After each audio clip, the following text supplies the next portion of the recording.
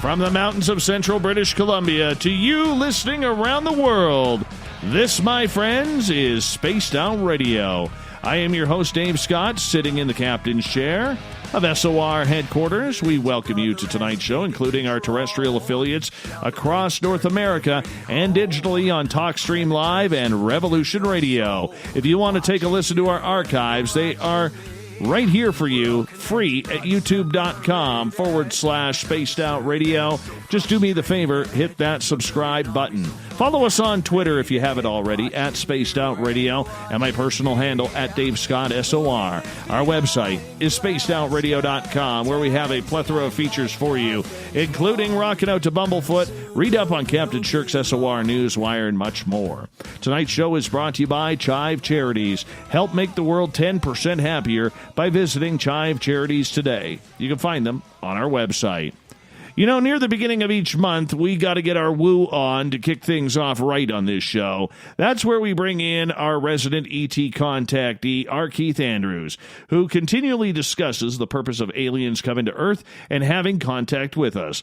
Keith is not only an ET Contactee, he is also highly intuitive. His gifts have helped him help others for more than 30 years. Keith proclaims he has been in touch with more than 40 extraterrestrial species since childhood. We'll learn about some of them tonight. He is also a near-death experiencer as well, and a published author. Then at the bottom of hour number 3, I will bring you the SOR Newswire, brought to you by Paranoia Magazine. All right, Keith is just having some technical issues on his side. Technically, he's actually working right now. He's at work. He works out of his home. And so you got me here for just a little bit until Keith gets back. We don't know when he's going to be back, but you got me. And, you know, I got to say this. When it comes to UFOs and when it comes to the experience and the science behind it all, we have to sit here and wonder, how much time should we be putting into this? We have to sit here and wonder, how much effort should we be putting into this? Why? Because we know there are things happening out there. We know that we have the ability to try and get everything going to make this phenomena real. Do we have the evidence? Sure we do. We have enough evidence for Bigfoot. We got enough evidence for ghosts to show that they are real as well. But when it comes to ufology, and it comes to ET contact, there is this giant division that seems to be happening within the field of UFOs. Many are only in it for the television position. Those people are easy to spot. You know, they don't mind stealing people's work. I know there's someone out there who has stolen ideas from a scientist friend. For what? What is the purpose on that? Right? What is the purpose on that? And let me tell you, when people look at this community and they wonder why we are so mixed up, why we are so out there trying to figure out what is going on, where's our tinfoil hats, it always makes me laugh as to why many people out there don't believe us, don't believe the experiences, they don't believe anything. They do not believe anything that is going on in regards to UFOs. And it's too bad because there's a lot of stuff happening. And, you know, I wrote a blog last week. If you haven't read it already, I highly suggest you do at spacedoutradio.com. It was about Skyhub. Now, I'm going to preface this by saying I have friends like Science Bob and Sweet Stevie, who are the creators of Skyhub, amongst some other brainiac people. All right? I'm not being paid by them. I'm choosing to endorse them because of their credentials, because of their reason to want to bring UFOs to the forefront for everybody to see. It's almost like forcing disclosure. These brainiac scientists that we've always asked to join the field of ufology, to join the fight for evidence and proof. Well, these guys have stood up and they've said, yeah, what the heck? We'll do it. We will do it. And here they are, And they made a great video. Okay. Because one of their Skyhub cameras caught something about 10 days ago in Houston, Texas. And he caught something that was very, very anomalous. Now, they'll be the first ones to say, look, we can't say it's a UFO. We cannot say that it is an unidentified aerial phenomena. What they can say is they don't know the speed of it. They don't know the height. Looking at it very, very professionally, which is the way it should be done. It's the way it totally should be done. And I tell you, I'm excited about this project for the simple reason that the credentials behind this group, the credentials behind what they are doing and are trying to accomplish for you, me, anybody else who has literally had an experience that you can't explain. All right? And I got to tell you, hey, Rich. How you doing, Rich? Doing well, sir. What's going on? How was your show? Rich, I was just talking a little bit about Skyhub here because R Keith Andrews is working, so I figured I'd give you a ring. Oh, right. Yeah, thanks. Yeah. Oh, no cool. problem. Sorry for not giving you much notice. Literally, as I was reading the introduction, Keith got called back to work. So I figured, you know what, I'll call little Richie G up because I know Goof On was just ending, and I figured I'd call you. All right, cool. So I was talking about Skyhub here, and with Science Bob and everything. You had a chance to review that. You've been doing UFO investigations for better part of 15 years here. You know, what's your thoughts when you see that video? A lot of things, Dave. The one thing that he said he's going to work on is taking it from the circle and making it into a flat, normal-looking photograph as a, normal photo, landscape. And I don't know what the object is, and I understand they don't know the altitude of it. So once they figure that out, I'm sure they can eliminate certain possibilities. It is an interesting object, though, because it does seem to hover and change direction. So, like not a normal aircraft. Is it a drone? I don't know. I think it would have to be pretty big. But, are we looking at a light? There's a lot of different things that still need explaining. But it's very interesting. Very I think it was a good first step. Yeah, a very, very good first step. A great first step, actually. Yeah. And you know what? The fact, you know what I like about this team is the fact that they have not, as excited as they are, they have not blown up. Oh, this is a UFO. We caught a UFO. Look what we caught. Support us. Do it. Give us $12.99 a month. Right. Right? They haven't done that. What they're saying is, we caught something that we don't know what it is. And now this has opened up a bunch of different other issues that we now have to work on to perfect this system. And I like that about that. It's refreshing. I mean, have we ever had that in ufology? It's been a while. Something like this with some new possible technology and a way to look at the sky and not have it go to their head. Yeah, it's refreshing. It's very, very rare. Mm-hmm. Now, I was listening to your show, Goof on Radio on YouTube, and I encourage all of our listeners to hit that subscribe button for you, okay? Because I think you do an amazing, amazing show. But you mentioned something that I hadn't heard. You quoted a quote from Luis Elizondo from the To the Stars Academy, and I need to talk to you about that. Okay. All right. Do you mind? Do you still have that quote in front of you? I believe I do. Let's take a look. Because I was looking for it. I was looking for it, and I didn't see it. Where did you get that quote? Well, it's from Post-Disclosure World. He was quoting George Knapp's interview that he had with Elizondo.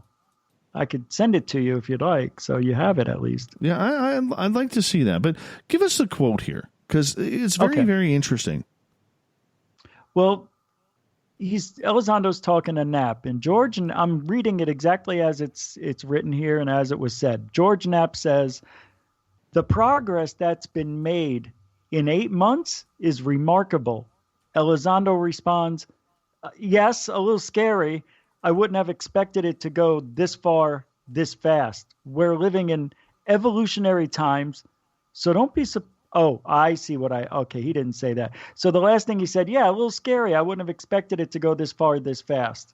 And then it caps off with Post-Disclosure World commenting, we're living in evolutionary times, so don't be surprised if the UFO subject goes warp drive on us soon.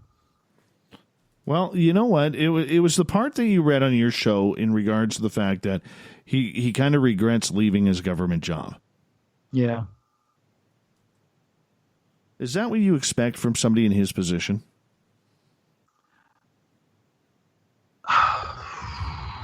It depends, Dave.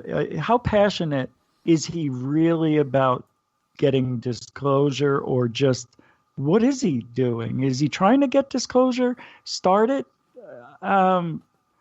If he's real passionate about it, then yeah, I could see somebody taking a pay cut, a significant pay cut. He's still getting, I'm sure, very good health benefits and whatnot.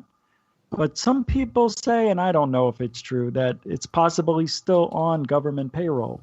But I don't know. I don't know. I mean, that's kind of the tough part. You know, how I wanted to ask you, when did that quote come out? June 3rd. Okay, so just a couple of days ago.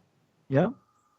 Okay, the reason why I'm asking that is, you know, recently we've seen Chris Mellon from TTSA speaking out, and recently joining the MUFON advisory board. And now we hear Elizondo basically saying, you know, if I wanted to financially benefit from this, I would have stayed with my government job, with provided me health care and a pension and everything along those lines, rather than quitting. And I'm wondering, and maybe it's just me, maybe I'm just playing conspiracy theorist here, UFO conspiracy theorist, but I'm wondering now if there's some dissension among the ranks. No, I don't think so. I don't see it. Not with that conversation. No, they may be upset with the government, you know, but I don't know. Hello, you still there?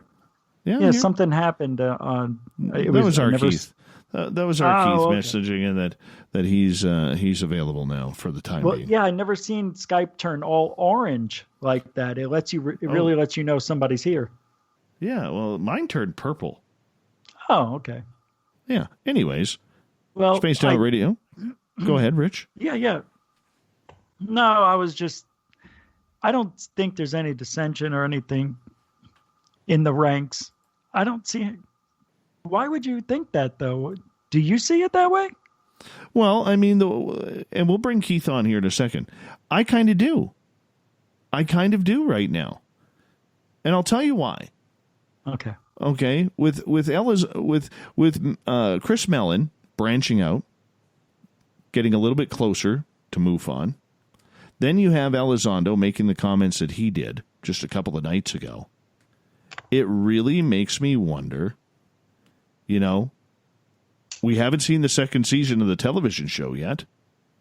No. It really makes me wonder if there is something going on, and maybe there is trouble in UFO paradise. I don't think so. The show has to do, I think, with the COVID. A lot of shows didn't make it for whatever reason, but I thought it was done shooting and was really ready to go in March, you know, so that's what I remember, but maybe I'm wrong. But I thought, yeah, because last year it came out on May 29th, I believe.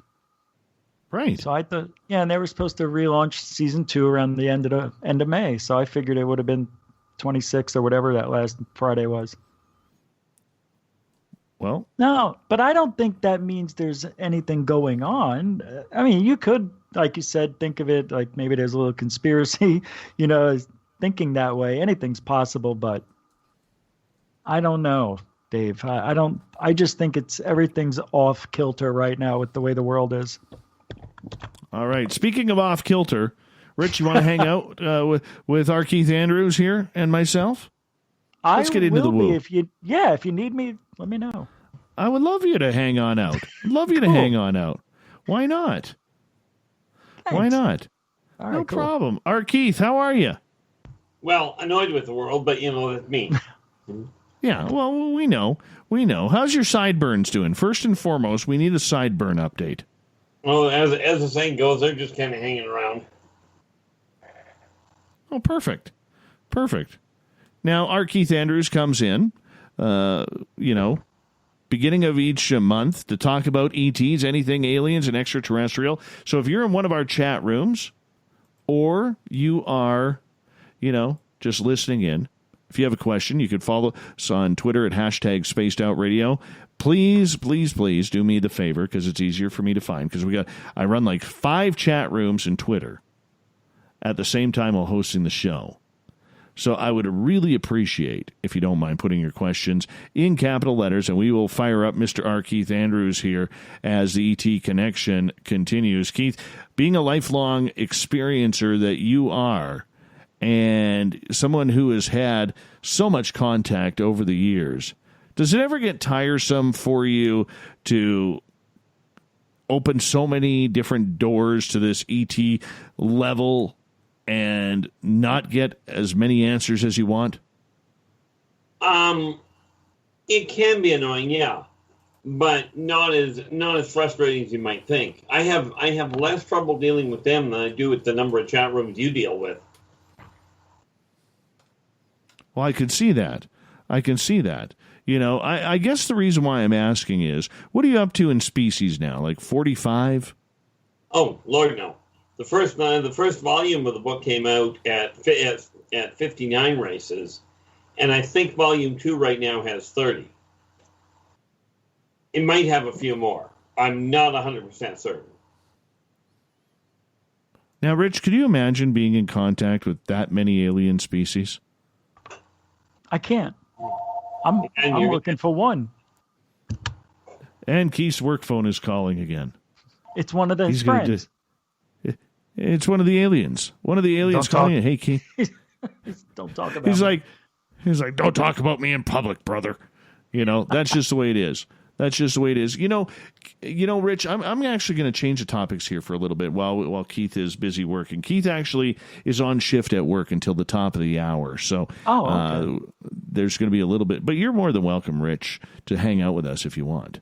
Thanks. You can hang out. Sure. Because we kind of like you around here. I kind of like being liked. Well, yeah. And I even gave you a thumbs up on your channel tonight.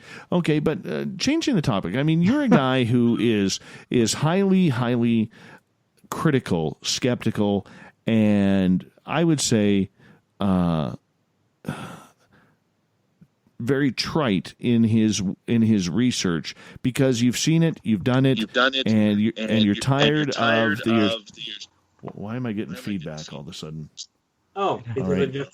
the speaker back on and came back to bother you. Oh, okay. Well, I'm going to ask Rich this question. Rich, thanks, Keith. Rich, you're somebody who has been very critical of the field of ufology, experiencers as well. And as someone who has filmed, what you consider very real UFOs, when you are trying to decipher whether or not someone who has experienced the real phenomena, how do you try and keep an open mind with critical thinking? Can you ask me that question one more time? Oh, really? Yeah. Okay. All right. I rarely do that, but yeah, I want to make sure I heard you right. Oh, okay. So I consider you a very good critical thinker in trying to figure out the difference between what is real and what is fake, who's telling the true stories of their contact, and who's just trying to get some television time. You have been doing this long enough to know. I think you're a very interesting and critical thinker when it comes to UFOs and the entire field of ufology. How do you, in your own research, try and find that balance between those who are telling you what happened to them and their own experiences, and compare that to what you know from what you've learned over the years? Where do you find the balance? Well, that's it. The longer, see, a lot of people come into the field, I think, and they think after a year, they know everything, right? Oh, you know nothing. And then year 2, you didn't realize you could learn more about the field, meet different people, different stories, other things going on. You're having experiences. The longer you stay in it, the more it piles up. And I mean that in a good and bad way. But I hope and pray that these experiences, excuse me, COVID, and I think if you have these experiences, it helps you, of course, with the research. So when you hear somebody talk about something that they've experienced, because I think if you don't go out there and try to do it, like boots on the ground is what we say, go out there, get in the field, meet people, go on ghost hunts, go on UFO hunts, try to, combine the two, because I think the two are connected somehow. But that's just me. But it's all through what you experience, man. I mean, just go out as much as you can. I was lucky for 4 straight years. I was able to go out there anytime I wanted, as long as I could, and I did. And it never got old, never got boring. And people just have to do their own research, and that's it. And then when you start talking to people in year 5 and year 6 is when I think, man, I really think I'm starting to understand that there is something going on. This may not just be a hallucination in sleep or, sleep paralysis when people talk about abductions and things like that. There's too many things going on. And I think I've only gotten to the tip of the iceberg, if that. That's how much there is. There's so much to take in. You just got to do your own research. All right. We're going to get into the questions with R Keith Andrews here when we come back from our break at the bottom of the hour, because we only have a minute left. And, once again, Keith is actually on his work shift. He works from home, and he's on his work shift until the top of the hour. So that's why little Richie G is out helping us out tonight. And he's going to hang out for the show as well as we try and get to the bottom of some of these ET stories. Remember, if you're in one of our chat rooms, or on Twitter at #SpacedOutRadio. Just do me the favor, put your questions in capital letters. I will get them to Keith as quickly as I possibly can, because, hey, we're all riding the woo train tonight. We're all kind of hanging out, doing our thing, and waiting, just waiting for R Keith Andrews to wind up and get this ball rolling. More Spaced Out Radio coming up right after the break here on the mighty SOR. Stay tuned for us.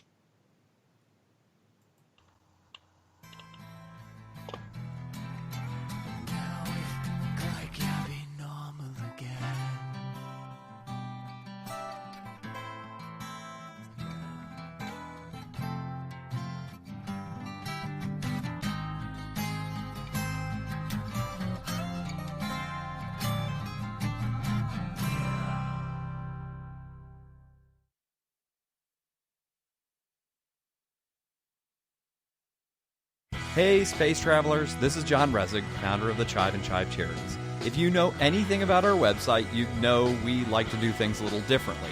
We're not some faceless organization collecting money for a nebulous cause. Our donor dollars go directly toward life-improving items. Then we give those items directly to an underdog who needs it most.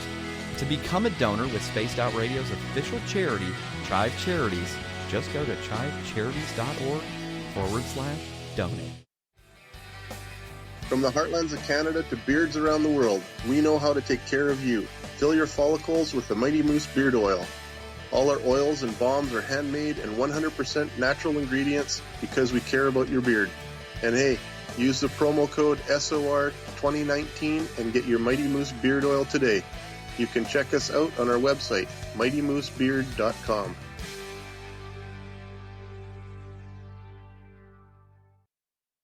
Hello, this is your guitar man, Ron Bumblefoot Thal, and I have to tell you, I love the response I get for Little Brother is Watching from Spaced Out Radio fans. It's amazing how music can inspire and make people think deeper about what's going on in the supernatural world. You can head over to my website, bumblefoot.com, to check out my music, my guitar workshops, my touring, even check out some of the hot sauces that I'm working on. And make sure you keep on listening, because with Spaced Out Radio, you know Little Brother is watching. we're adding to the entertainment online for Spaced Out Radio.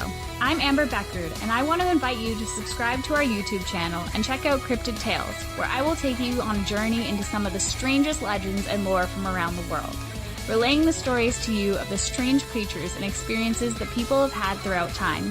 You can find Cryptid Tales at youtube.com/Spaced Out Radio. And while you're there, don't forget to check out our free archives and leave a comment.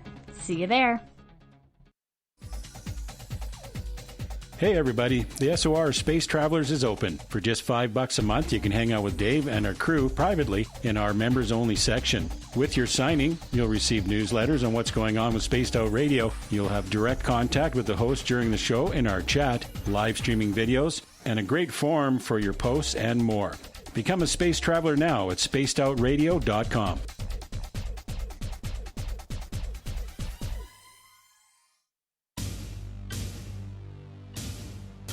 You wanted new SOR gear, and now you can have it. The SOR Vault is fully stocked with t-shirts, hats, hoodies, mugs, and everything in between, with great logos for you to choose from. So head on over to spacedoutradio.com, click on the SOR Vault, and go shopping. Pricing is quite affordable, and you can look good representing your favorite show. So go to our website and pick up your new SOR wear at the SOR Vault today. If you like it hot, real hot, then heat up your meals with Bumblefoot hot sauce. Get your Bumblefoot hot sauce today. The sauce, Bumblicious, and the 4 million Scoville unit Bumble. We're going in hot, real hot, coming out even hotter. Keep the milk nearby and tantalize your taste buds tonight. Bumblefoot hot sauce, available now at kajans.com. Cold drinks, great food, and the best music in Vancouver. The Moose Vancouver is the place to be, open until 2 a.m. nightly. Everything on the menu starts at just $6.95. Who serves food that cheap anymore? At the Moose, you'll never know who you'll run into. Rock stars, actors, athletes. It's the place everyone wants to be. So join us at the Moose Vancouver, the official party bar of Spaced Out Radio. Hello, Space Travelers. It's me again, Carl. Don't forget to join the Space Travelers Club for just $5 a month and follow Spaced Out Radio on Twitter at Spaced Out Radio. Our Instagram, Dave Scott SOR. Our Facebook page is Spaced Out Radio Show. Our archives are free at youtube.com/Spaced Out Radio. Come woo it up with Spaced Out Radio today. Bye!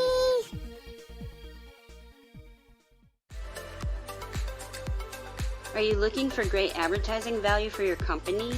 Look no further than Spaced Out Radio.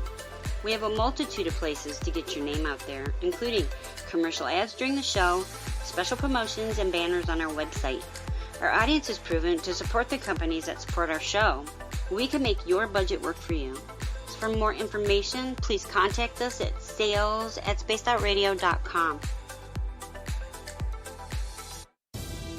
At spacedoutradio.com, we are keeping you up to date on all the news with the SOR Newswire. Captain Shirk leads the team that is bringing you the news of the day and exclusive stories on everything paranormal and supernatural. It's free to read, it's updated daily, and it's right there for you. The SOR Newswire is a one-stop shop for the news of the day. Check it out at spacedoutradio.com today.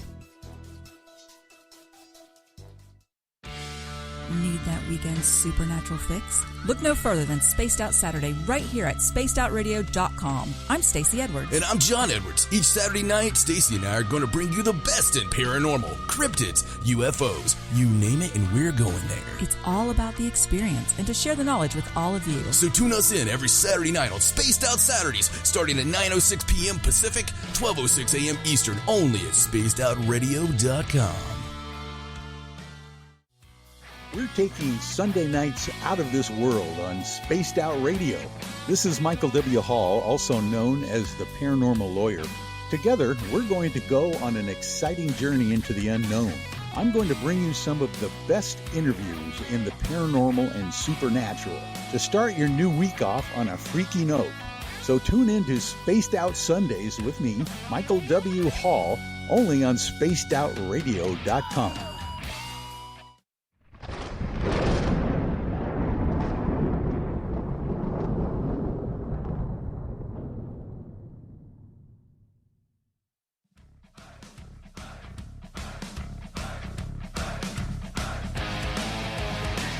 Welcome back to the second half hour of Spaced Out Radio. Tonight, I am your host, Dave Scott, sitting in the captain's chair of SOR headquarters. Thank you so much for joining us. We really do appreciate you taking the time out. Reminder to all of you that if you've missed portions of this show or others, check out our free archives by going to youtube.com/Spaced Out Radio. Just do old Davey the favor. Hit that subscribe button. Yeah.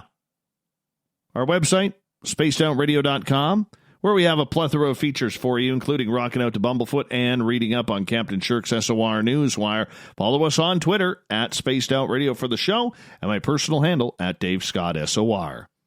R Keith Andrews comes in at the beginning of each month to hang out, talk aliens with us. Yes, we got the woo train rolling here as Keith comes in and hangs out and talks everything extraterrestrial. Keith, welcome back. Well, thank you for having me.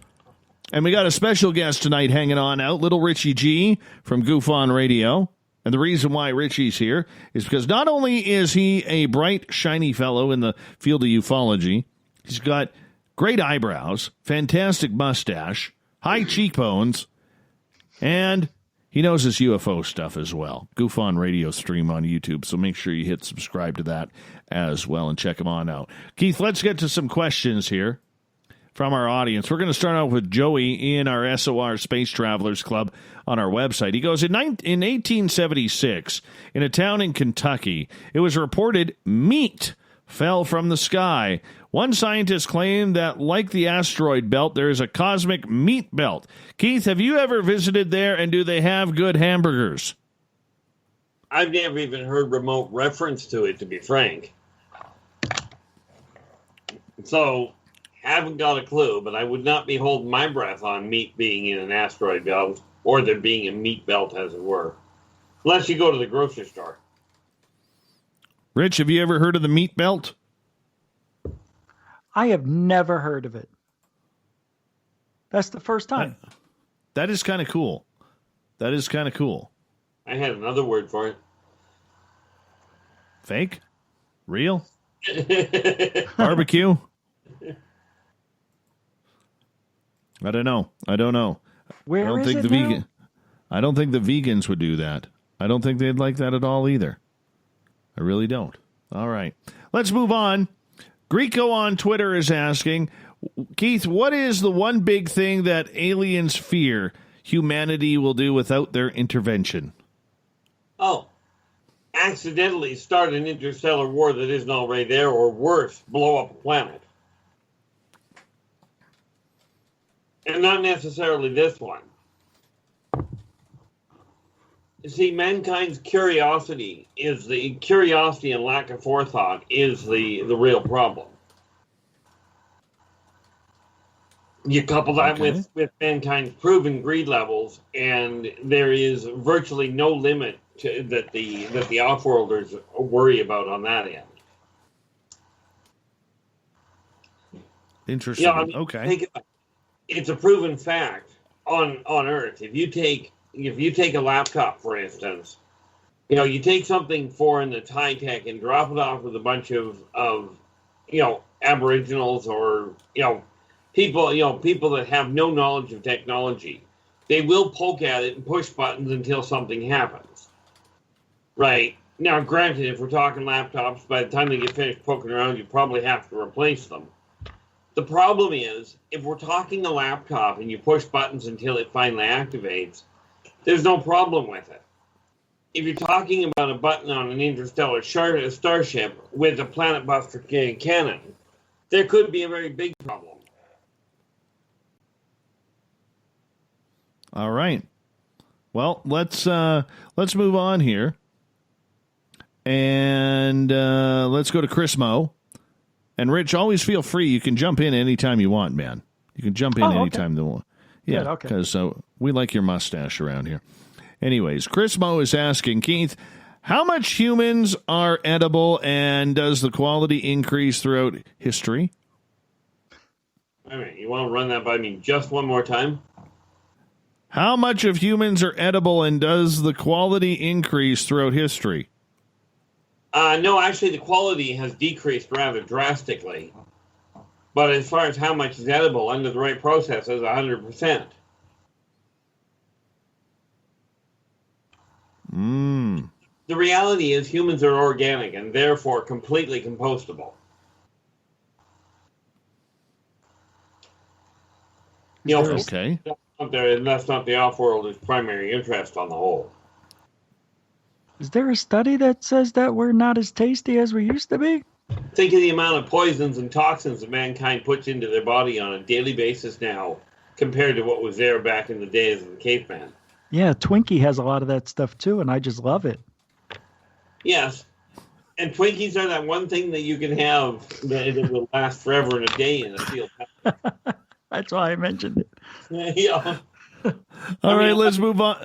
Let's move on to Davin's question here. Was research easier before the internet due to less want to be instantly famous people? Easier, not from my standpoint. But it took, well, I guess technically it was easier, but you have to filter out so much garbage now. Very true. This is coming from somebody that doesn't bother researching. Right.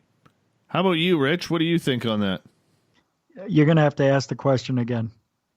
Oh, my goodness. I know. I do it once a show now. I know. I know. Shame on you. Was research easier before the internet due to less wannabe, instantly famous people? No. It was, well, I don't know. I would imagine it would be harder. Less things to see, less things to analyze, less stories. The internet, it would make it much easier. Yeah, I only know of it through the internet. I just don't like it, fighting against all those fake people out there. So many of them, and people follow them, and I don't get it. All right. It's easier. Mystic, who's in our chat room for the first time tonight, thank you for that. He's asking, Keith, is Mount Olympus part of Mars's core? Why is it so tall? Well, is Mount Olympus part of Mars's core? The answer is, I don't know what the topography is as far as humans go, what they call places.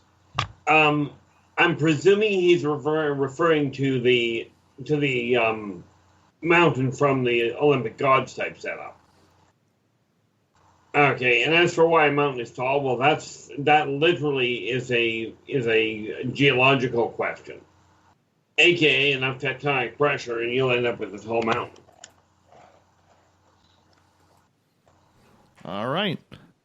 Let's move on to his second question. Do the ancient races help raise those up that want to better themselves? Example, a higher brain frequency, like what you did with the wall.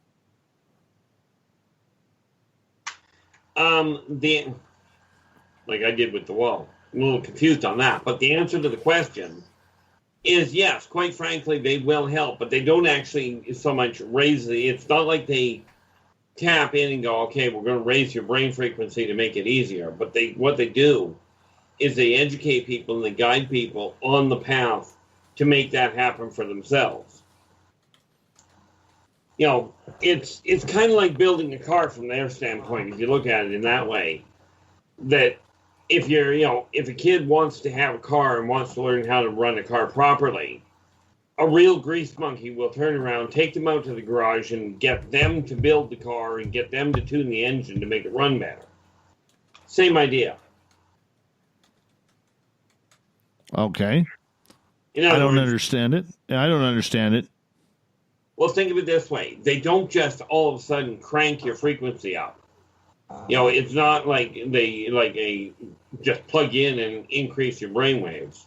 What they do is they guide people to different exercises or different things they can do, different behavioral patterns that will, by their very nature, raise that person's individual brain frequency.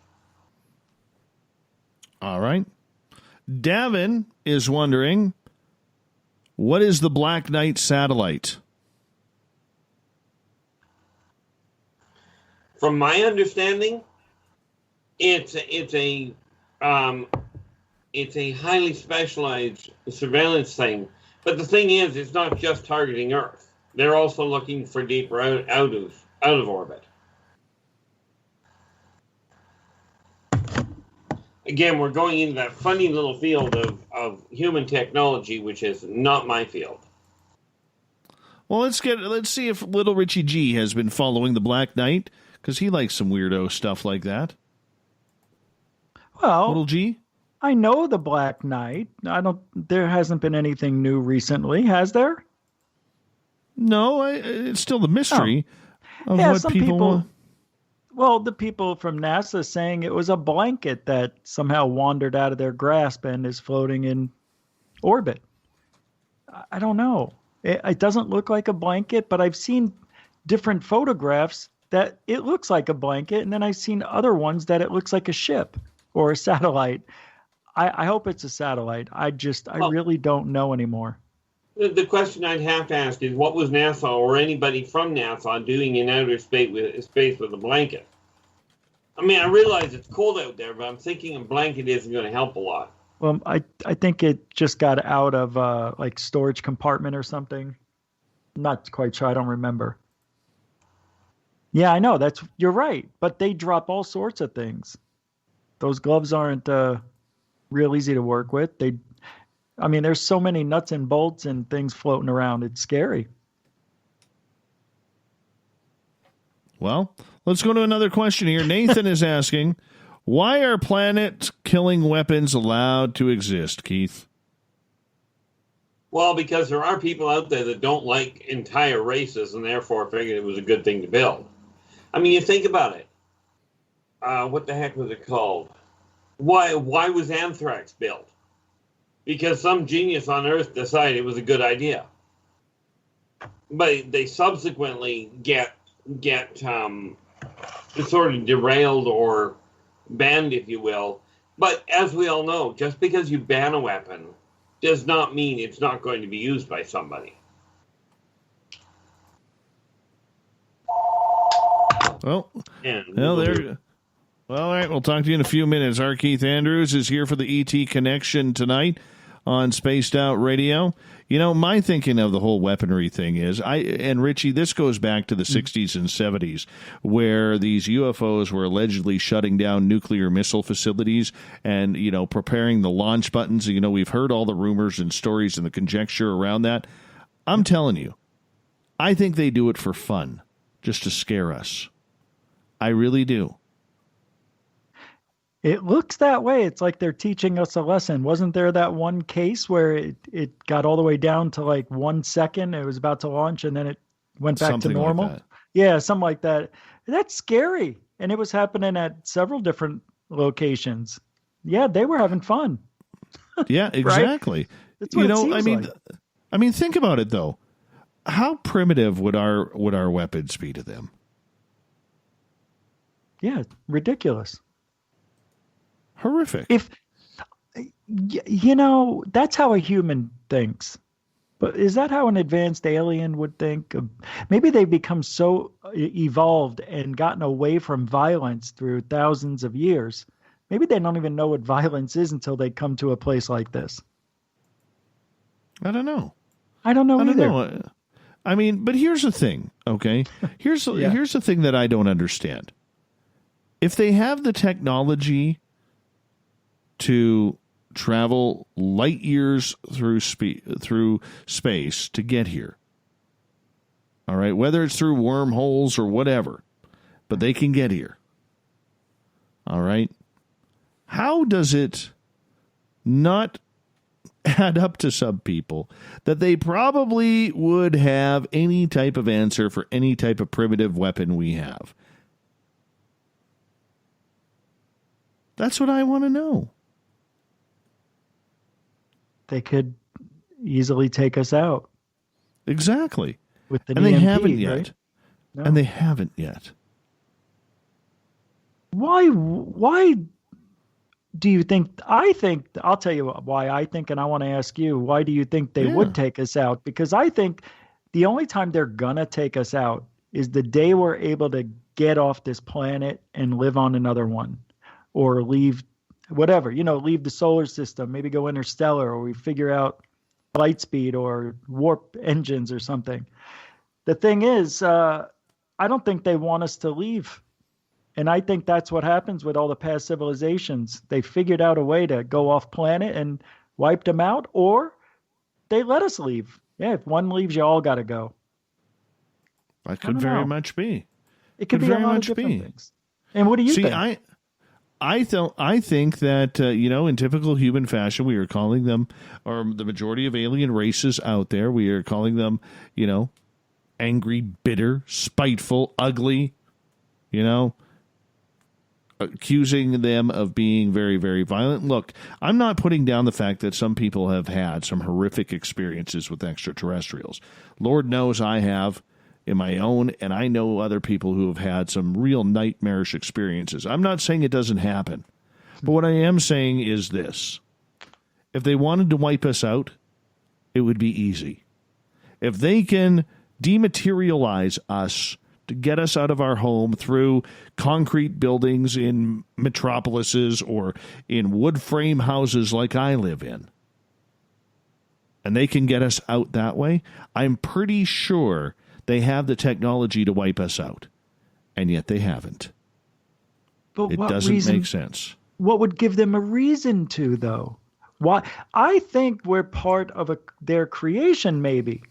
And as soon as we get too smart, maybe this is a game for them. Maybe we're like pets, or it's just like a learning Sims type of game. Maybe that's what we are. And when we see UFOs, they're coming in to correct things that are broken, or I don't know. You know what I mean? It's just, it's hard to imagine them not being here for thousands of years. I think they've been here for a long time.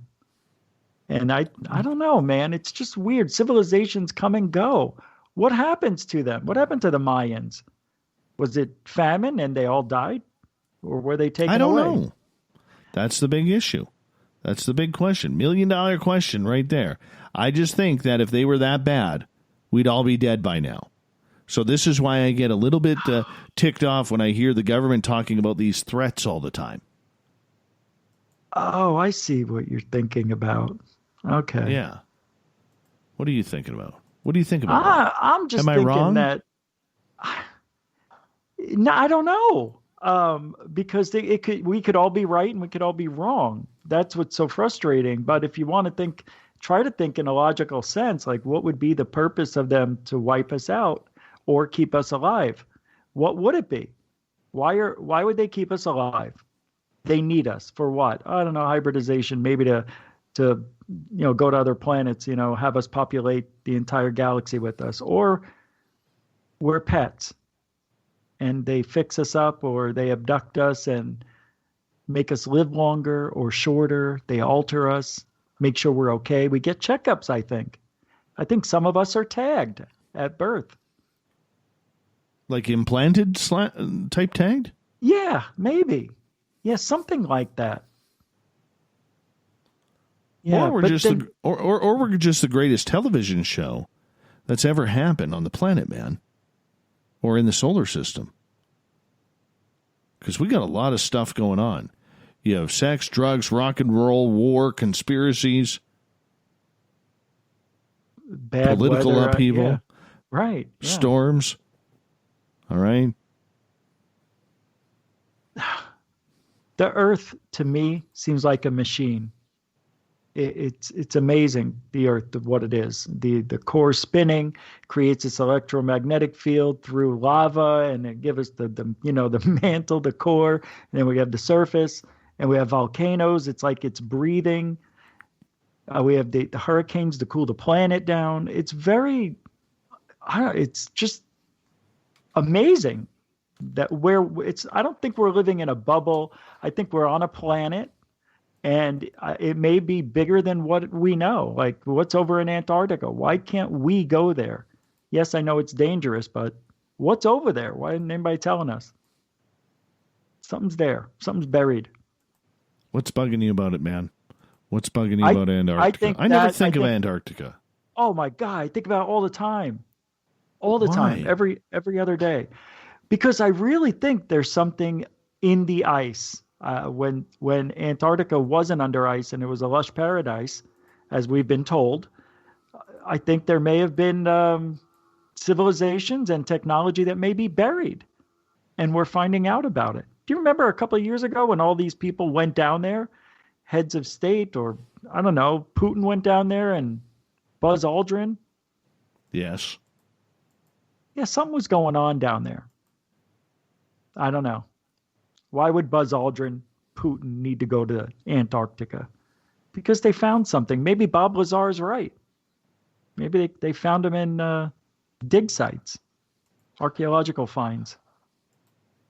I don't know about that, man. I don't either. I don't know. Antarctica, I don't know why it just doesn't. Maybe they found Megatron there, just like the movie says. Maybe Megatron is there. They always leak, the truth out in these movies and in cartoons. Oh, yes. It's weird.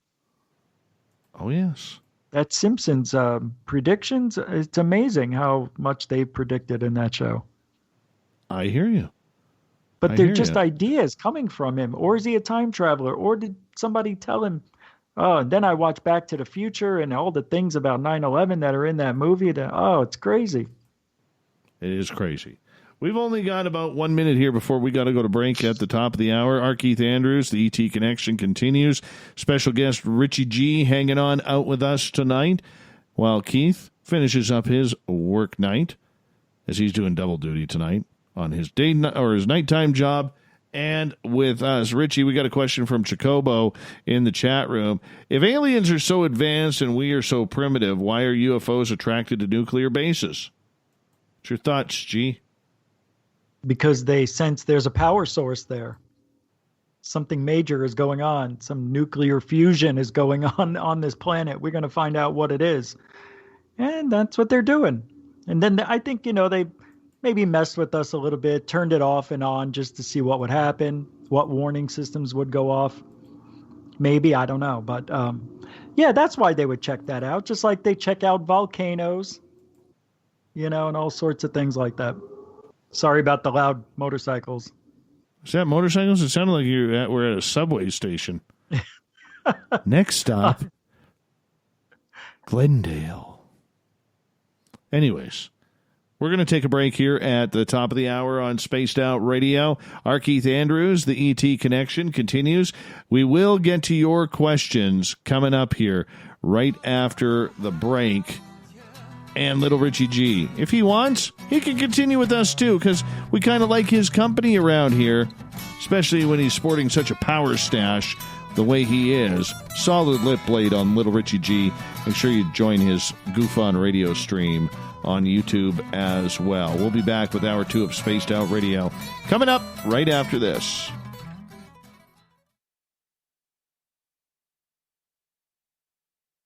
Hey, space travelers, this is John Resig, founder of the Chive and Chive Charities. If you know anything about our website, you know we like to do things a little differently.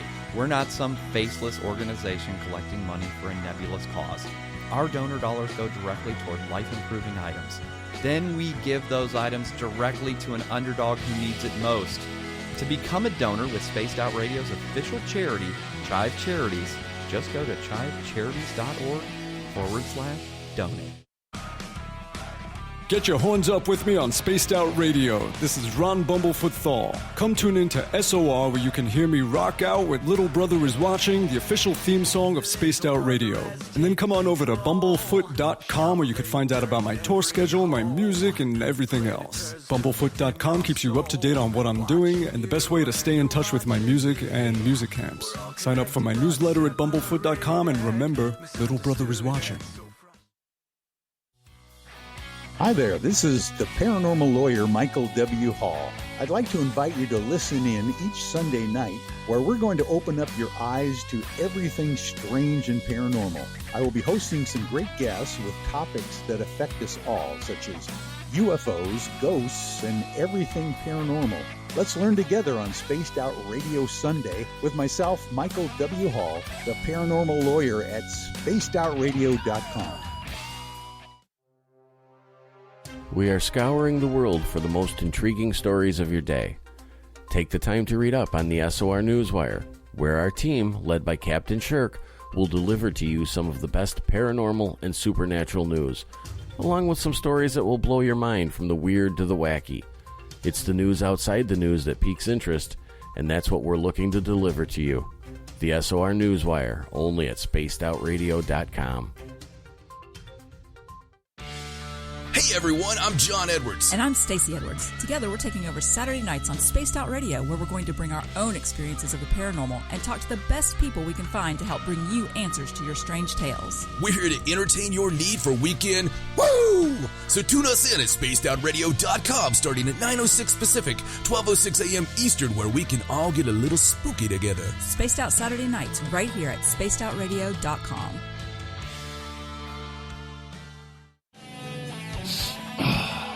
I'm feeling a little spicy tonight. What to do? What to do? Why not get Bumblefuck? 4 million Scoville units of pure hard rock. Bumblefoot hot sauces come in 3 flavors. The burning Bumble.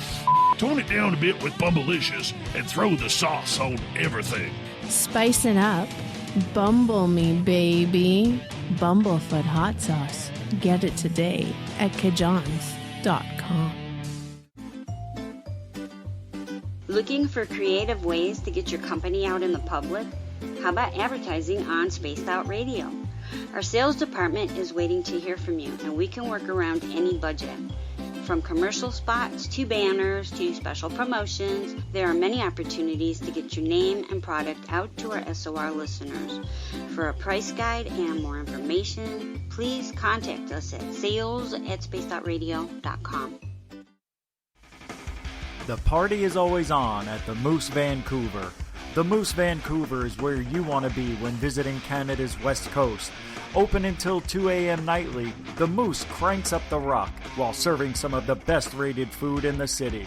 The menu starts at $6.95. Why party anywhere else in Vancouver when the Moose is right there? Get your horns up and rock with the Moose, the official party bar of Spaced Out Radio. For the price of 1 cup of coffee a month, you can become an SOR Space Traveler. The Space Travelers Club is a place where you can interact with other listeners, either live during the show or on our great forum. We want your stories, pictures, comments, and ideas. You'll get live video streams, exclusive content, and be a part of our newsletter. Stay in touch with everything SOR. The Space Travelers Club is just $5 a month at spacedoutradio.com.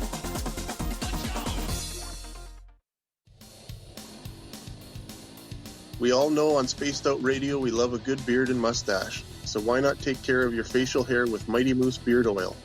Made in Canada, we're taking care of beards and stashes around the world. We use 100% natural ingredients with our oils and balms to make your whiskers feel silky smooth. Use promo code SOR2019 at MightyMooseBeard.com today.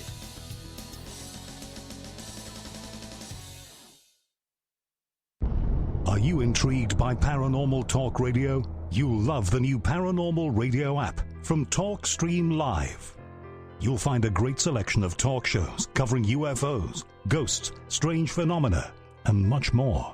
Download the Paranormal Radio app now and start listening to the very best in paranormal talk entertainment, including the network you're listening to right now, the Paranormal Radio app, free in Google Play and the iOS App Store.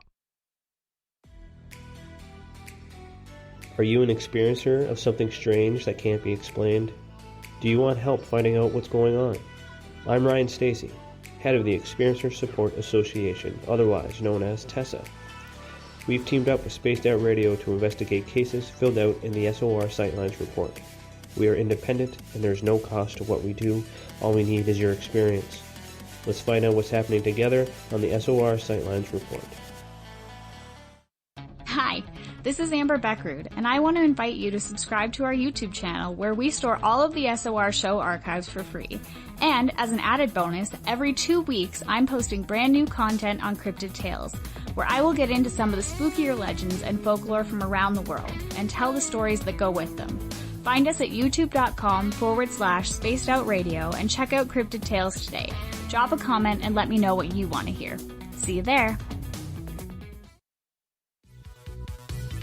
Hello, space travelers. It's me again, Carl. Don't forget to join the Space Travelers Club for just $5 a month. And follow Spaced Out Radio on Twitter at Spaced Out Radio. Our Instagram, Dave Scott SOR. Our Facebook page is Spaced Out Radio Show. Our archives are free at youtube.com/Spaced Out Radio. Come woo it up with Spaced Out Radio today. Bye!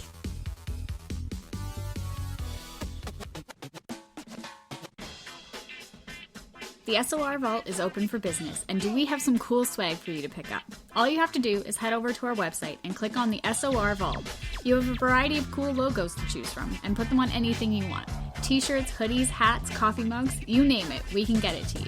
So do your shopping by supporting the story you love. Get your Spaced Out Radio swag at the SOR Vault today.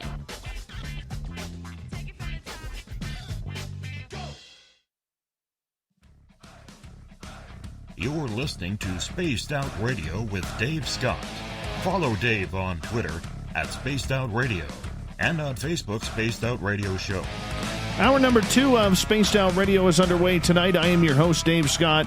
Thank you so much for joining us. We really do appreciate you taking the time. We welcome back everyone listening in on our terrestrial affiliates across North America and on the digital side on TalkStream Live and Revolution Radio. Remember, you can check out all of our archives for free at youtube.com/Spaced Out Radio. Just do old Davey the favor. Hit that subscribe button. The Desert Clam has set the password for tonight in the SOR Space Travelers Club.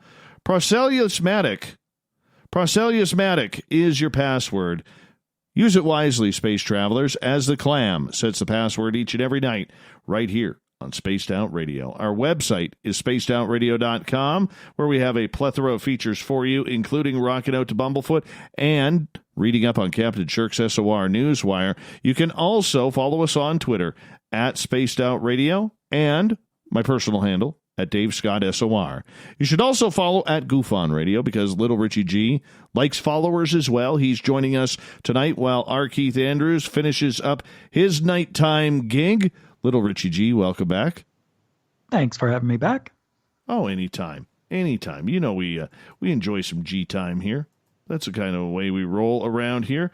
Rich, you know, I look at UFOs and I look at people who are posting a lot more on social media. They're posting a lot more videos and a lot more alleged pictures on this. At what point do we know whether or not people are being truthful right now? Because I think for a lot of people out there, Rich, they don't know the difference between something that is fake, something that is staged, and something that could be extremely anomalous. Yeah, it's very difficult right now, even for seasoned veterans, to figure out what's real and what's fake. But it's not really as hard as you would think. You know what to look for. A fake video, even if it has a great story with it, it has a certain look. I can't explain it, but it's something the trained eye will notice. And people who are in editing and Photoshop, they could see the discrepancies in the pixels and how things are blurred and the motion and everything else on the video. It's remarkable what people can figure out. And thank goodness those people are around everywhere. It's not, I don't feel like it's just me anymore and a few guys. It's a ton of people out there. So we're getting smarter. We're catching up to the technology. So I don't think that's a bad thing. We got inundated with all these videos, and it took a while to figure it out. But yeah, we're getting better. Okay, so for people who are out there trying to figure out, you know, how do we tell whether or not these videos are real or fake? What are some clues that you have that you've been able to figure out? One of the things there's a lot of, I'll tell you two or three things. The first thing that a hoaxer likes to do is to show their skills. So they'll see an object in, let's just say something shiny out in the distance, and they always do this weird, they go out of focus for no reason. They're in focus, and then they go in and out. That's one thing. Another thing is nobody's talking. You're seeing a UFO and you're not narrating? How can you not narrate? How can you not tell us what the weather's like, where you are? You know, what does it look like to the naked eye and all that stuff? So when you don't hear anything, that's a sign. Also, if you're watching this history on video and all of a sudden the video just ends, well, what happened? It just, nope, that's another sign. Another sign is Music. When they put music in the background, what do you got to put music? You're recording history, supposedly. Why would you have music ruining the essence of a real UFO sighting? Those are a few. Well, I get that, and I can see where that would be frustrating, because I don't know about you, but I do get a lot of people asking me, how do you tell with all these CGI videos out there? How do you tell what is real and what is fake? Because for a lot of people out there, they don't know. All right, they're just hopeful because they may have seen something in the sky that really affected them one way or another, and I feel for those people, Rich, because they're good, honest people who just want to know some truth. You know what I'm saying? They just want to know that they are out there and that they're clinging on to anything to be believed about their experiences. You've talked to them. You've seen some of them. And yet, for many out there, it is a very, very difficult time, because this can affect people's psyche when you see something that you can't explain, whether it's through fear, through religion, through just your own paranoia or anxiety. Well, that's kind of what I was saying earlier. We've come to the point now that automatically we already think it's CGI. So I hear about a video from a drone. If I hear that one more time, I'm going in there very skeptical. So, yeah, I think people have heard, and the last decade especially, they keep, every time, it's just a regular person. If you just started today in ufology, you're going to see fake UFO, hoaxed UFO, figured this out UFO, another fake, another hoax, NASA hoaxes, well, I don't know if they do, but of course they do. Who we kidding? But either way, it's hard to figure it out. The only way you can do it is with longevity. Stay in the field if you're serious about wanting to know the truth. Get a camera, a real one, not your cell phone. Get a Hi8 if you can. You can still buy them eBay and Amazon. So you can start with a Hi8. Use your phone, but use a Hi8. I always recommend both. But Hi8s are incredible. Because, Hi8s are very incredible. If you're boots on the ground, you're going out there and you're trying, you can see what a plane looks like at a 30,000 feet for once. When have you ever went outside casually looking for a plane at 30,000 feet? You don't. But maybe you will if you go out and skywatch. You'll learn what it looks like when it reflects, the sun near sunset. There's a lot of different things that people, they don't know because they don't know. And they're going by what's on the internet, and that's all they got. It's tough because everybody lies, it seems like. It's very hard. Even if you typed in Google who to trust in ufology, it's not going to bring up somebody like me, or it won't even bring up anybody, I think. Maybe Nick Pope, but I don't know. Oh, yes. Yes, the Brillo pad hairdo. The Brillo pad hairdo. Yes. You know what's fun? You know what? And I forgot to say this. The other night we had Grant Cameron on the show. And I forgot to mention this to him, but I was absolutely stunned when I tried to post his website, presidentialufos.com, on Facebook, and it got flagged as fake news. Because of president and UFOs? I guess so. That's unreal. Yeah. So they're shadow banning them, basically. Pretty much. That's unreal. Pretty much. Yeah. It was. Can you dispute it? I haven't. You know what? I forgot to talk to him about it because when Grant gets talking, it's very difficult to interrupt and get anything in there edgewise. But I was stunned by that. So now I guess Facebook in their editorial ways are now blocking UFO websites. Maybe.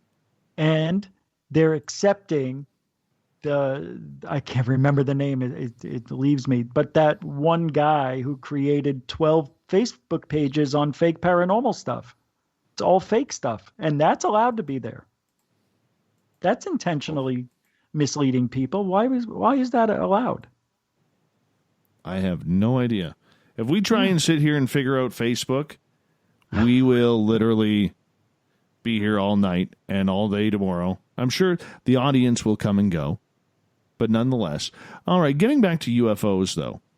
Rich, you talk a lot on your show about dots, orbs in the sky, all right? That could be anything from satellites. It could be anything, trickery of the eyes, metallic pieces of metal that are maybe shining off the sun, whatever it may be, all right? Could be UFOs. When someone looks up in the sky, how can they know if they're seeing a UFO or not? What should they be looking for? Well, if they're equipped properly, they would have a pair of binoculars or a monocular, whatever you can, to get a very clear, distinct view of it first. And then determine with your binoculars, because it's not going to look the same through a video camera lens. It will look totally different. That's what they should do. Put the camera on a tripod, zoom in, don't touch it, stay off the UFO a little bit, give it some distance and perspective, use the correct setting for the time of day if you can, if you know how, use the focus wheel, not autofocus. So there's a lot of things. And if you have an extension, a lens extension, or, to enhance your optical zoom, get one of those.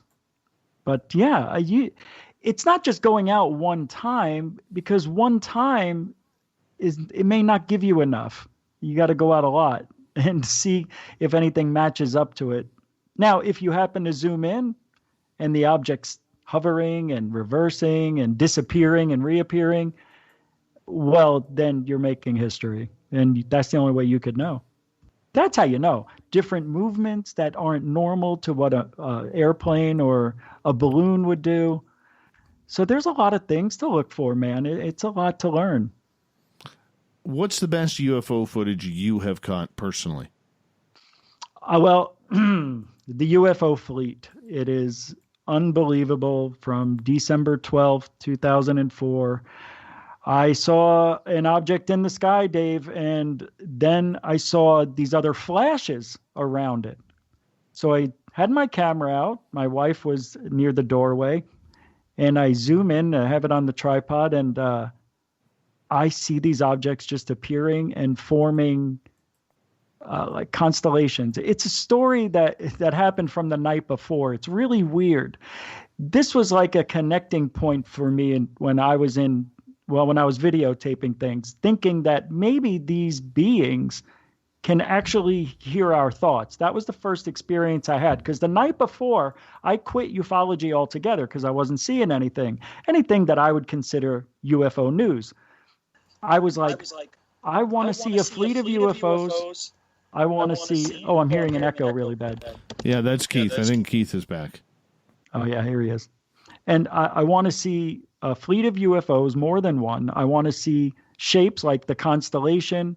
I want proof they're aliens, and why are they here? So that next day when I went out, I videotaped it, and they formed a constellation like Orion's Belt and the Big Dipper, and then they formed a genie's lamp, because the night before I was wishing. So I assumed that was a sign that they heard me wishing.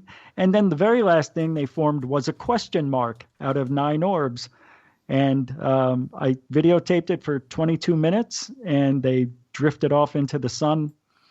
But the weirdest thing about that sighting, you'd think that would be enough. Well, 5 years later, a friend of mine, we got a big screen TV. That's when they all started coming out, like really cheap.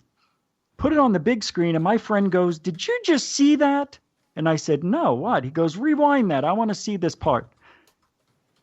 We're looking at a part that I would call the air, like an airplane wing, which turned into Orion's Belt. Mm-hmm. The white objects had black objects off to the side, like they were mirror images of the white objects. Now, the weirdest thing is, what caught his attention and then mine, the black objects moved independently from left to right, moved up behind other objects, and exchanged positions. I would have never have noticed that ever if he didn't see it. Maybe if I was looking at it that way again, but it just blew me away. There was all these objects that were there, but I never saw them. And that has to be my favorite sighting. All right. So I know it took a while. We bring R Keith Andrews back in for the ET Connection. Keith, are you done work now? I am. I'm completely off shift at this point. Awesome. Greco is asking, as we continue the audience questions here, if I wanted to fight the biggest and baddest humanoid alien, who would that be? Well, odd you should ask that. It depends on what you consider biggest and baddest. If we're talking the tallest that I'm aware of that is humanoid, you'd be looking at the Drakes.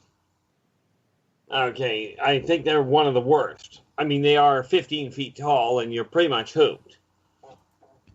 You know, now, on the other hand, if you're thinking one of the worst ones to fight with would be that are humanoid, well, a number of the elementals will take on humanoid form. Okay, but the Moldocs are one of the nastiest from the standpoint of technological combat. Because the Moldocs, to get an idea of what you're looking at, watch the movie Predator. Those things are real, and they are real hunters. All right. So, I mean, there's a number of others that we could go after, but that's on one-on-one. If you're thinking in the way of society, don't tangle with the elephant. They'll tear you apart in a heartbeat. Oh, isn't that nice? Isn't that nice? Let's get to Davin's question here. Why do aliens abduct us when they could take a few hairs and clone as many of an individuals as they need? Very hard to get sociological interpretation of interaction from a hair follicle. You cannot measure social interaction or communicative capacity or learning levels if you're only dealing with skin samples. That'd be the big reason. And as far as just cloning straight from just the cells, certainly you can, but without the human environment around it, that clone will not develop like a natural human. Interesting. Why wouldn't it in this situation? Well, because half of any race's interaction is because of social interaction. Whether it's because they're just sitting there in the same area and watching other people, or whether it's directly dealing with them. You take a look at even humans.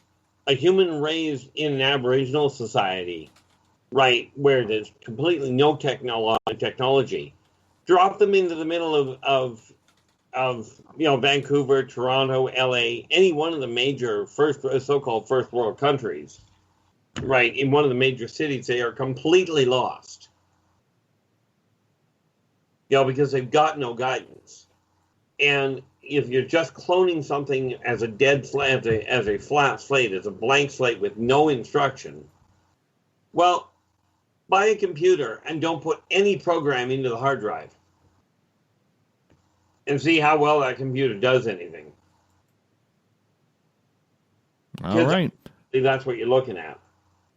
Joe is asking, what do aliens have against cows?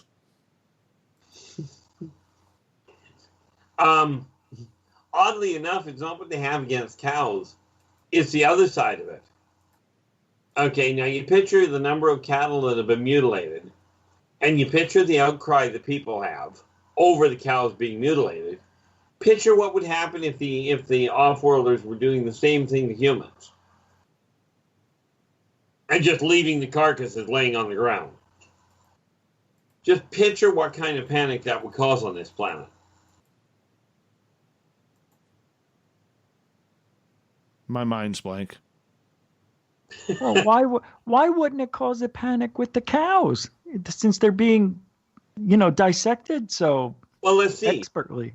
Well, let's see. We have butcher shop, or not butcher shop, but we have slaughterhouses, and you don't see people throwing up and getting into absolute panic on the streets because of the cattle being killed the way they are in a butcher shop. People do not put the same social value on a cow as they do on people.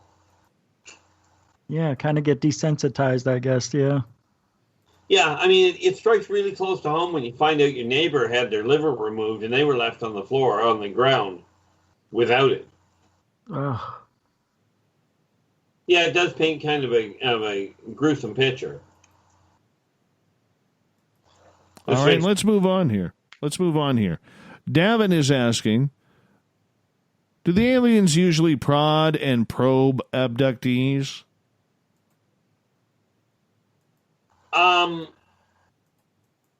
Usually is a little overstated.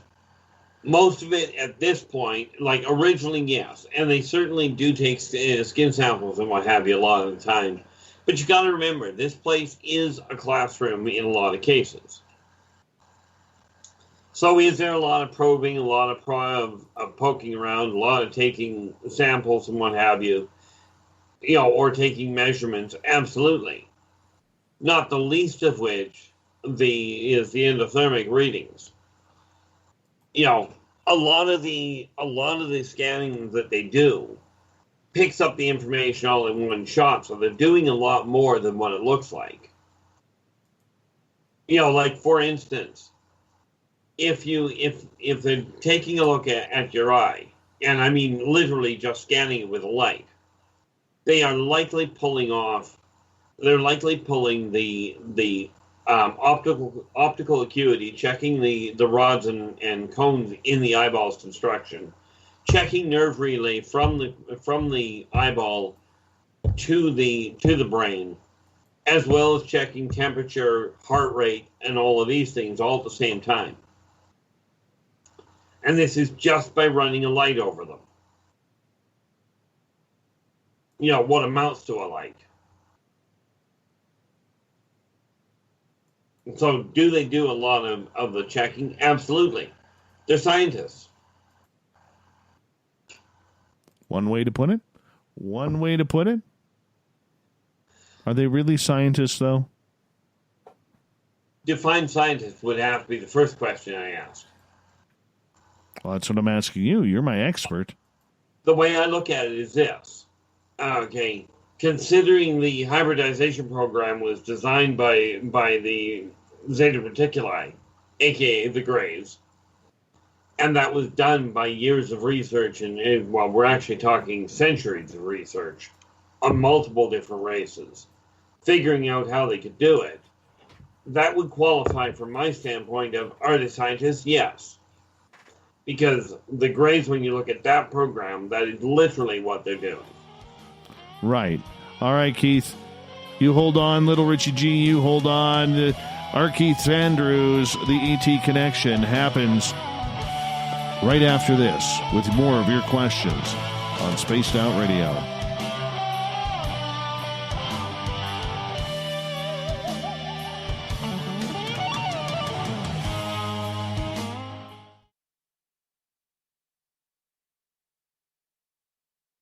Hello, this is your guitar man, Ron Bumblefoot Thal, and I have to tell you, I love the response I get for Little Brother is Watching from Spaced Out Radio fans. It's amazing how music can inspire and make people think deeper about what's going on in the supernatural world. You can head over to my website, bumblefoot.com, to check out my music, my guitar workshops, my touring, even check out some of the hot sauces that I'm working on. And make sure you keep on listening, because with Spaced Out Radio, you know Little Brother is watching. From the heartlands of Canada to beards around the world, we know how to take care of you. Fill your follicles with the Mighty Moose Beard Oil. All our oils and balms are handmade and 100% natural ingredients because we care about your beard.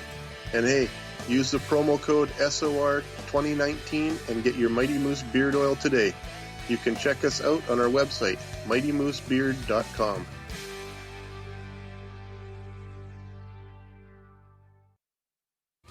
We're adding to the entertainment online for Spaced Out Radio.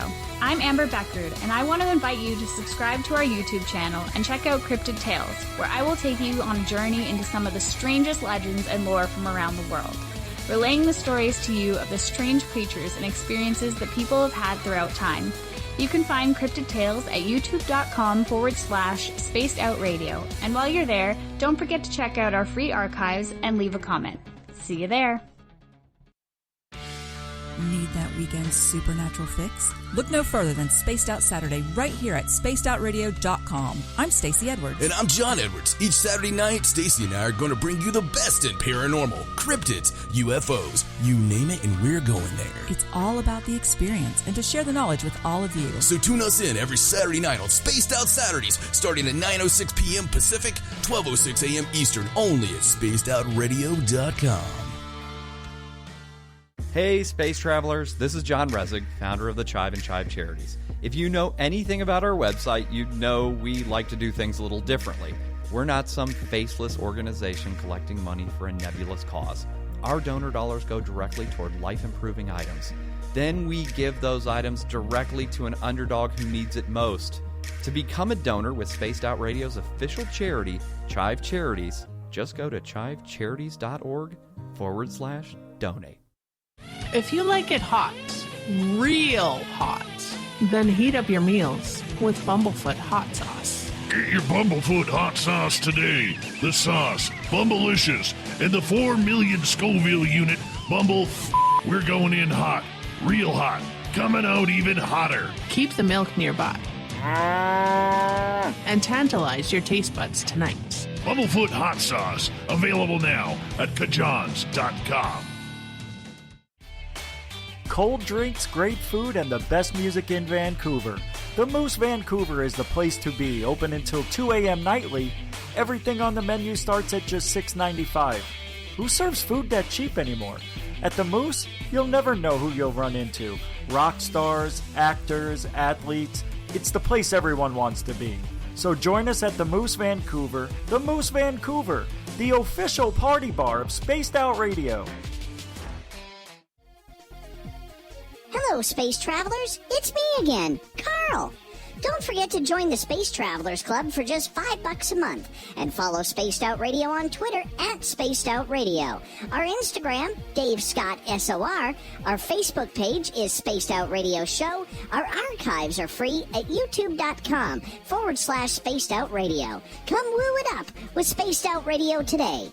Bye!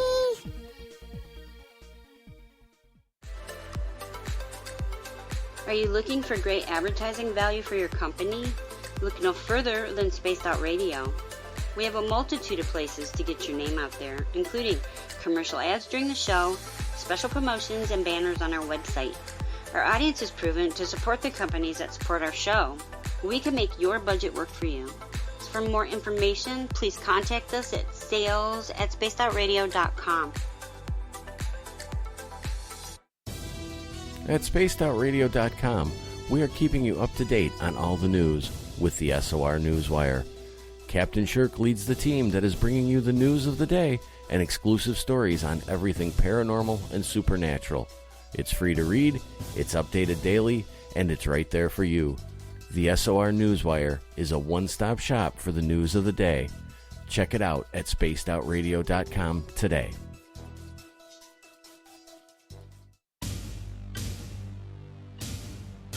You wanted new SOR gear, and now you can have it. The SOR Vault is fully stocked with t-shirts, hats, hoodies, mugs, and everything in between with great logos for you to choose from. So head on over to spacedoutradio.com, click on the SOR Vault, and go shopping. Pricing is quite affordable, and you can look good representing your favorite show. So go to our website and pick up your new SOR wear at the SOR Vault today. We're taking Sunday nights out of this world on Spaced Out Radio. This is Michael W. Hall, also known as the Paranormal Lawyer. Together, we're going to go on an exciting journey into the unknown. I'm going to bring you some of the best interviews in the paranormal and supernatural to start your new week off on a freaky note. So tune in to Spaced Out Sundays with me, Michael W. Hall, only on spacedoutradio.com. Hey everybody, the SOR Space Travelers is open. For just $5 a month, you can hang out with Dave and our crew privately in our members-only section. With your signing, you'll receive newsletters on what's going on with Spaced Out Radio. You'll have direct contact with the host during the show in our chat, live streaming videos, and a great forum for your posts and more. Become a space traveler now at spacedoutradio.com.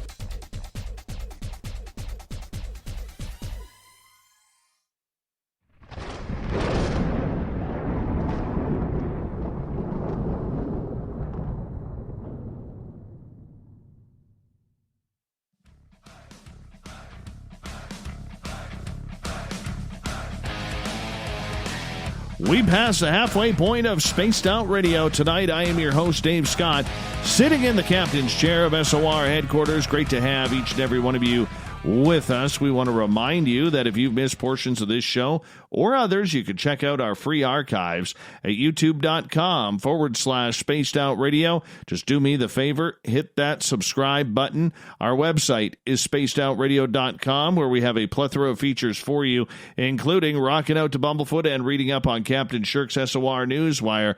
Got a couple of Twitter handles for you to follow. The show at Spaced Out Radio and my personal handle at Dave Scott SOR. We rejoin R Keith Andrews and the ET Connection as Keith comes in once a month to break down all of your extraterrestrial questions. And we got a special guest tonight, Little Richie G from Goof On Radio. Give his channel a like on YouTube as well. I'm sure, and I'm positive you will enjoy it. He's the man of 1,000 voices as well. Guys, welcome back to the show. Thank you very much. Great to be back. Back to everybody else. Nice to have you here. All right, let's get to the questions here. Greco on Twitter is asking, why wouldn't it be better to watch the interaction between a human and an alien? Why wouldn't it be? Well, I fail to understand that question. What do you mean, why wouldn't it be better than what? And for who? Well, who would it be better for? Well, if you talk to some of the aliens, it'd be great to drop a few real well-seasoned aliens down here and see how society handles it. But the reality is they're trying to understand human culture in order to be able to interact with them a little bit more effectively. And given the diversity of human culture, that's the biggest problem you have, because you got to come to understand the way that humans deal with each other and why, before you try and figure out how they're before you've got anything to quantify how they deal with off-worlders. All right. Another question from Greco. Is it possible for humans to swap consciousness with an alien? If so, how? Technically, the answer is yes, but the odds of it happening are limited. The how is through an electric... we'll try that in English. Well, maybe not. But it's basically done through electroencephalographic transference, meaning they match the brainwave of the brain's biochemical signature with... No, not just biochemical. The magnetic signature. It's a complete comparison, trying to match the way the human brain is built to the way that an off-worlder's brain is built. 90% of the time, that flash fries the entire circuitry of the human brain, because your currents are way offline. So technically, is it possible? Yes. The odds of it working, not good. All right. Let's move on here. Mystic is asking, are there other versions of the Consortium for different superclusters around the universe? There are different versions of it. Not exactly, but there are smaller groups, smaller governing bodies handling different sectors. For instance, the ones that handle the locals that handle the Terran sector, right in this area, is one group. When you go over, if you head over to, for instance, Zeta Reticuli, okay, when you take a look at that sector, they've got a different group of people operating that. If you will, it's along the lines of different countries, different governments. But understanding they all have one ruling government. All right. Andrew is asking, why do the aliens put the cows back? Well, partially because they don't, for the most part, and you'll love this one, because they don't seem to eat a whole lot of beef. They don't need all of it. But it does let them get a better look at the fauna, the the flora and the fauna by picking them up and pulling out specific organs. But it depends entirely on what they're looking for, which may be the other part of the problem. You can bet one thing for certain. The ones that are picking up the cattle are not full-blown carnivores. All right, let's go over to El Gab, where Tiger Lily is asking, do you remember Oumuamua? Was it an alien spaceship? And if so, from where? And what was the purpose? What did it come here for? Well, we'd have to start with the first part, which is, I'm presuming we're referring to a Hawaiian base. Would be no, that's the name of the object that was found coming into our solar system and passing by Earth a couple of years ago. We had talked about it before. Yeah, okay. Don't mind me. My memory is lax at best where it comes to a lot of things. But first and foremost, that was a, as far as I understand it, a very long range scanner ship. My understanding is, I'm just trying to remember where, the other side of the Orion Belt. But it was literally a long range scanner run, just to get an idea. Now, exactly which race, I do not know offhand. All right. April is wondering, how do you get rid of a watcher? Well, I found when I told him I knew he was there, it kind of eliminated the idea of watching. And quite literally, that is the way to do it. As soon as they know that they've been spotted, they can no longer watch, because what they're supposed to do is watch, unless they shift their mandate, if you will, because a watcher comes in to observe without affecting the environment. If they are aware they're spotted, the environment by nature automatically shifts, and they can no longer do that. They'll no longer get untainted information. Right. So basically, let them know you saw them. All right. Let's move over to Joe. What do you know about what's happening on Antarctica? Well, I don't know. In all fairness, I don't know what they've done because I haven't been watching the news, but I can tell you what they will find. Underneath the ice pack, near the center of Antarctica, they will end up finding a buried civilization there. Okay, one that was there way before today, and all, for obvious reasons. I mean, we're talking about something buried in the ice. But they will also find a secondary access point to, if you will, the Hollow Earth. But that's right smack in the middle of the city, so now exactly what they've come across at this point, as I don't follow what they're doing, I don't actually follow what Terrans are doing, not from a news standpoint anyway. I can tell you they're in for a bit of a shock, because they will find evidence of of an ancient language there that they, at this point, don't recognize. All right. Let's see where we go from here. Crispo is asking, will the Consortium allow the Gateway station orbiting the moon? Absolutely. It's not going to damage the planet. Actually, it's funny because the station what they're working on, I'm presuming that he's referring to the one that is being built up there.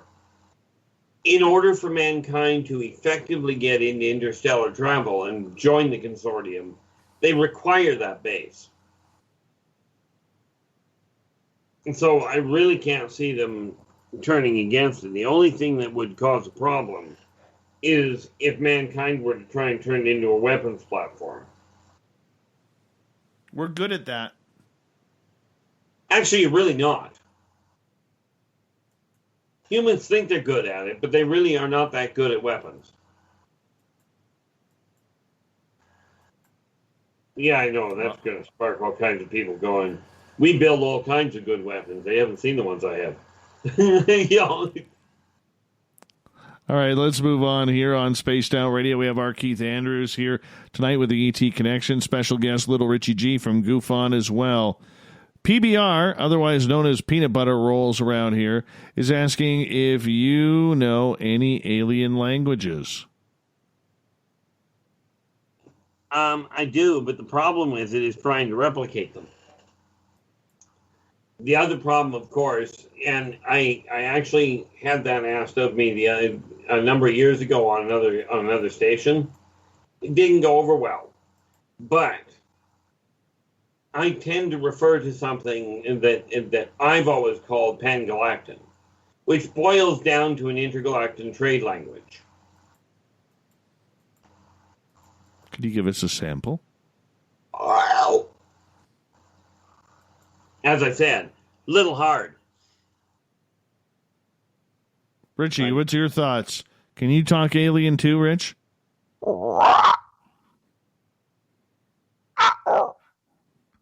That's uh-oh. I got that. What do you think of that, Keith? I thought it was cute.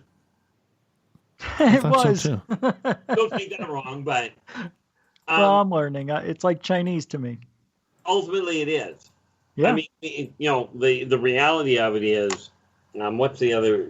Just got to do something here. Also known as taking a drink so I can actually get my throat to work. I don't know if you can hear it, but...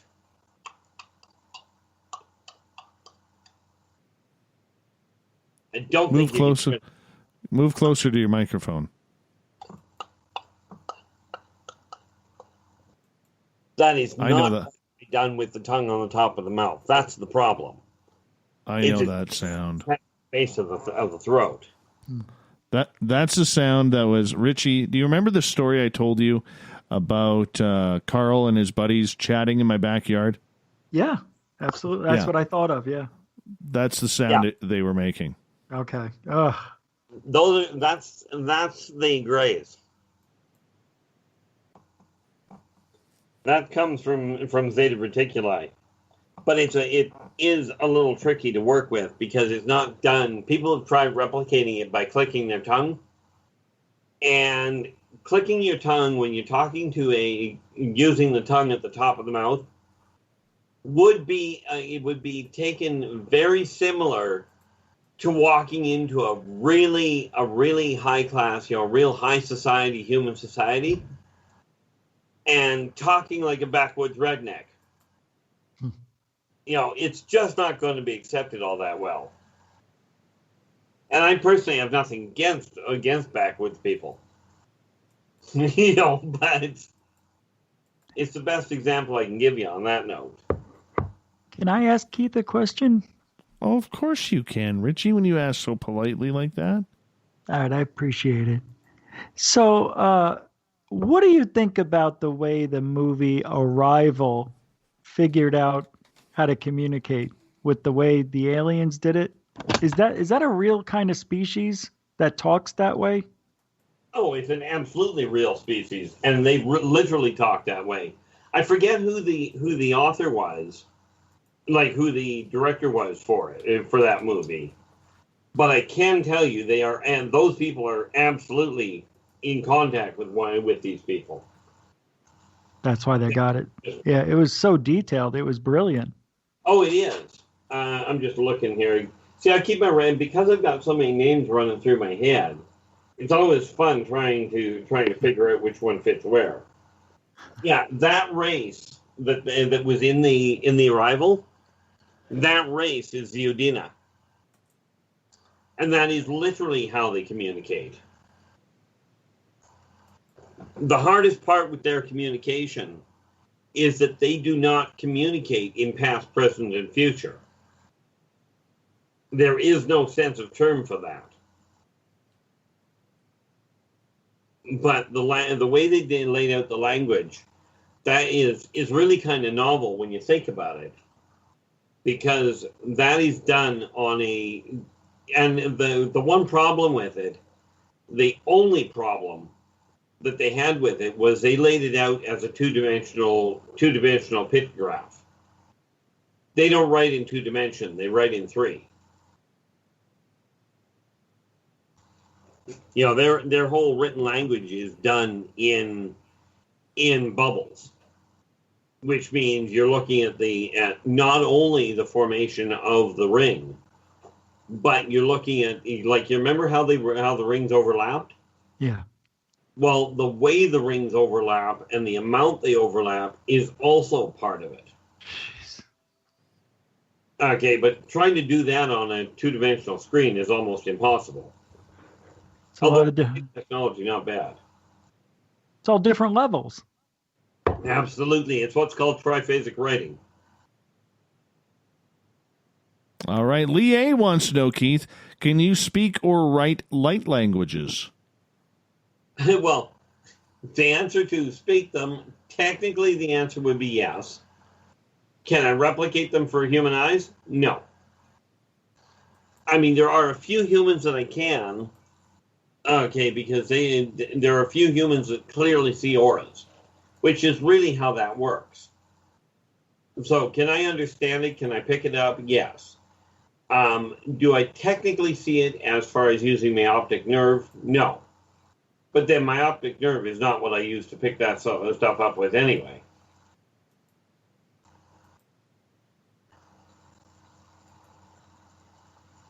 Derek wants to know if aliens eat breakfast for dinner. That depends entirely on who the guy was. Oh. But, sounds dangerous.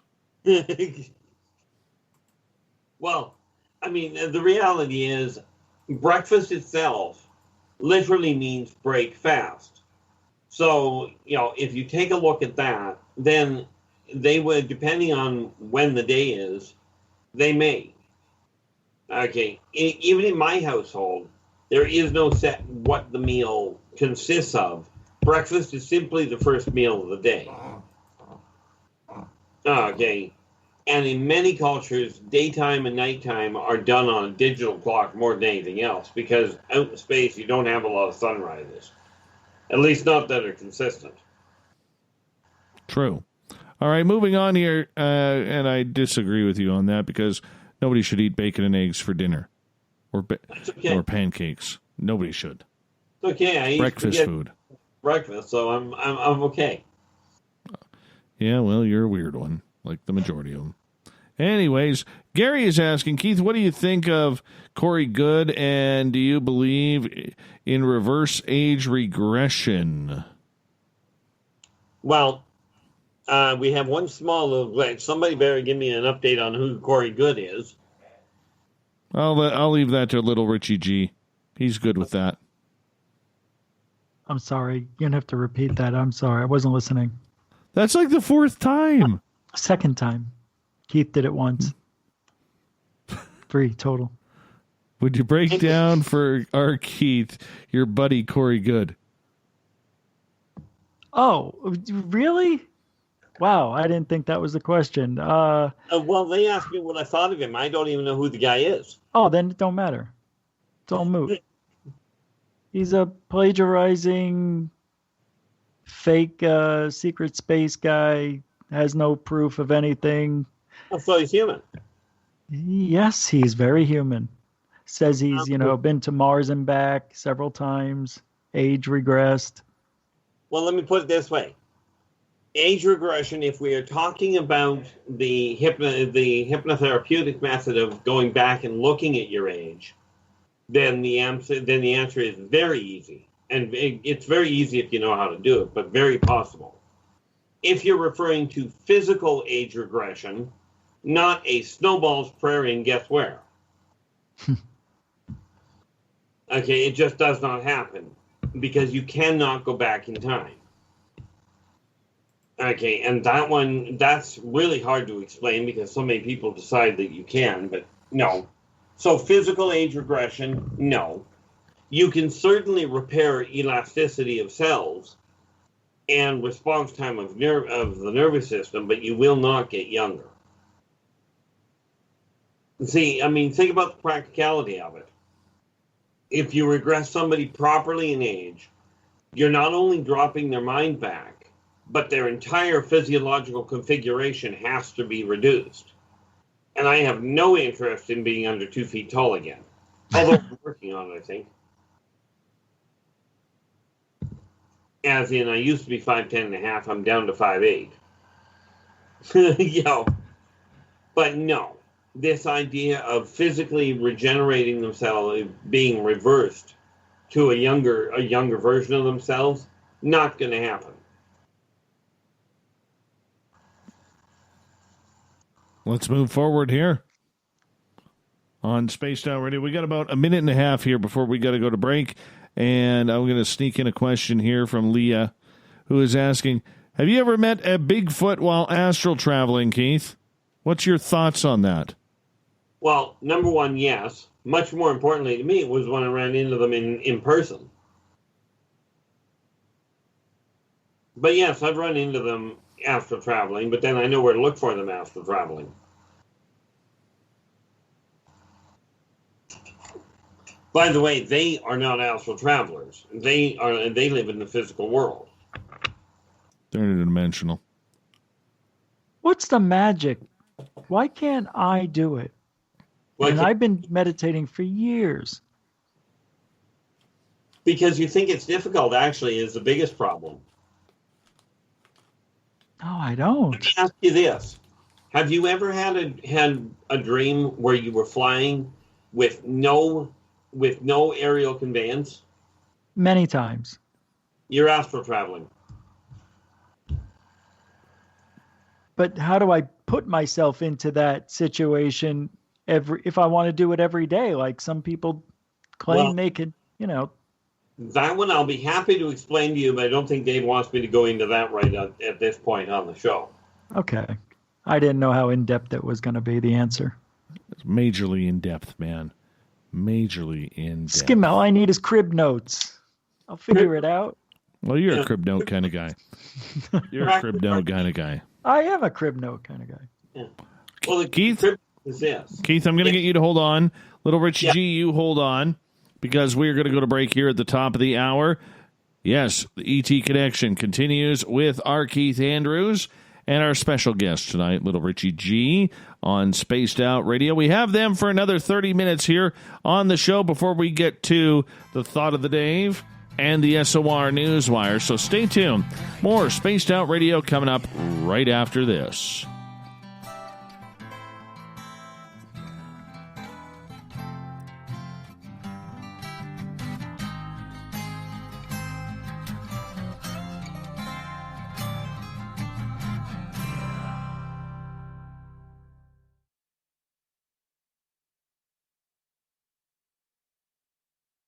Hello, this is your guitar man, Ron Bumblefoot Thal, and I have to tell you, I love the response I get for Little Brother is Watching from Spaced Out Radio fans. It's amazing how music can inspire and make people think deeper about what's going on in the supernatural world.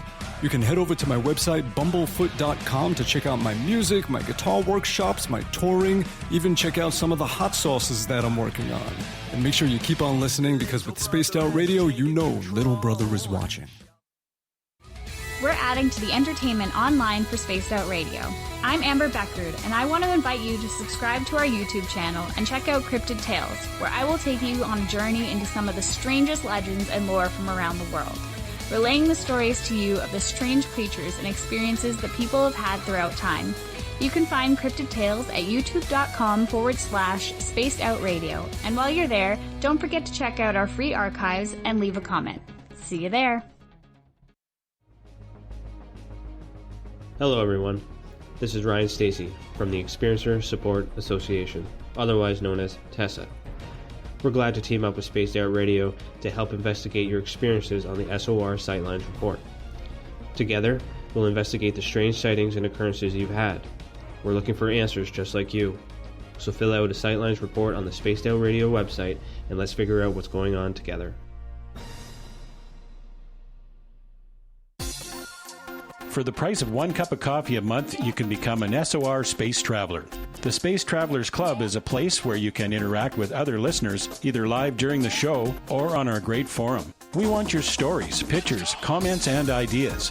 You'll get live video streams, exclusive content, and be a part of our newsletter. Stay in touch with everything SOR.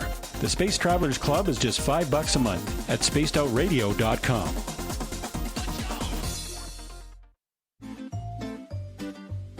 Looking for creative ways to get your company out in the public? How about advertising on Spaced Out Radio? Our sales department is waiting to hear from you, and we can work around any budget.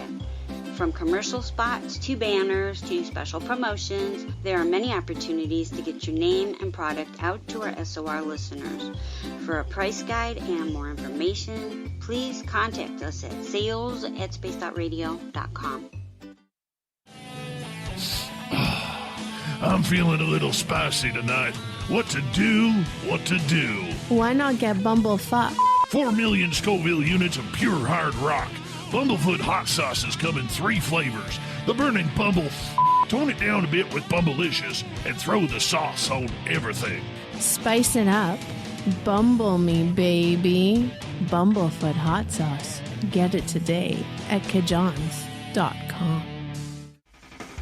The party is always on at the Moose Vancouver. The Moose Vancouver is where you want to be when visiting Canada's West Coast. Open until 2 a.m. nightly, the Moose cranks up the rock while serving some of the best rated food in the city. The menu starts at $6.95. Why party anywhere else in Vancouver when the Moose is right there? Get your horns up and rock with the Moose, the official party bar of Spaced Out Radio. Hi there, this is the paranormal lawyer Michael W. Hall.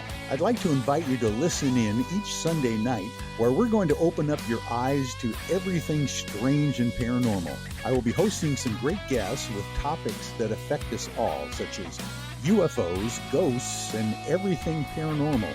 Let's learn together on Spaced Out Radio Sunday with myself, Michael W. Hall, the paranormal lawyer at spacedoutradio.com.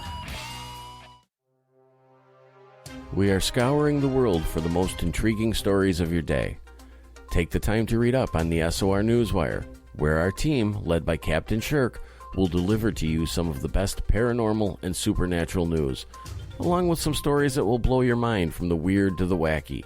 It's the news outside the news that piques interest, and that's what we're looking to deliver to you. The SOR Newswire, only at spacedoutradio.com. Hey, space travelers, this is John Resig, founder of the Chive and Chive Charities. If you know anything about our website, you know we like to do things a little differently. We're not some faceless organization collecting money for a nebulous cause. Our donor dollars go directly toward life-improving items. Then we give those items directly to an underdog who needs it most. To become a donor with Spaced Out Radio's official charity, Chive Charities, just go to chivecharities.org/donate. We all know on Spaced Out Radio we love a good beard and mustache, so why not take care of your facial hair with Mighty Moose Beard Oil? Made in Canada, we're taking care of beards and stashes around the world. We use 100% natural ingredients with our oils and balms to make your whiskers feel silky smooth. Use promo code SOR2019 at MightyMooseBeard.com today.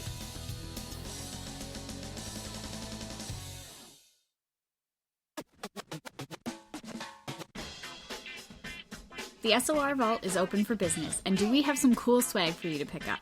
All you have to do is head over to our website and click on the SOR Vault. You have a variety of cool logos to choose from, and put them on anything you want. T-shirts, hoodies, hats, coffee mugs, you name it, we can get it to you. So do your shopping by supporting the store you love. Get your Spaced Out Radio swag at the SOR Vault today.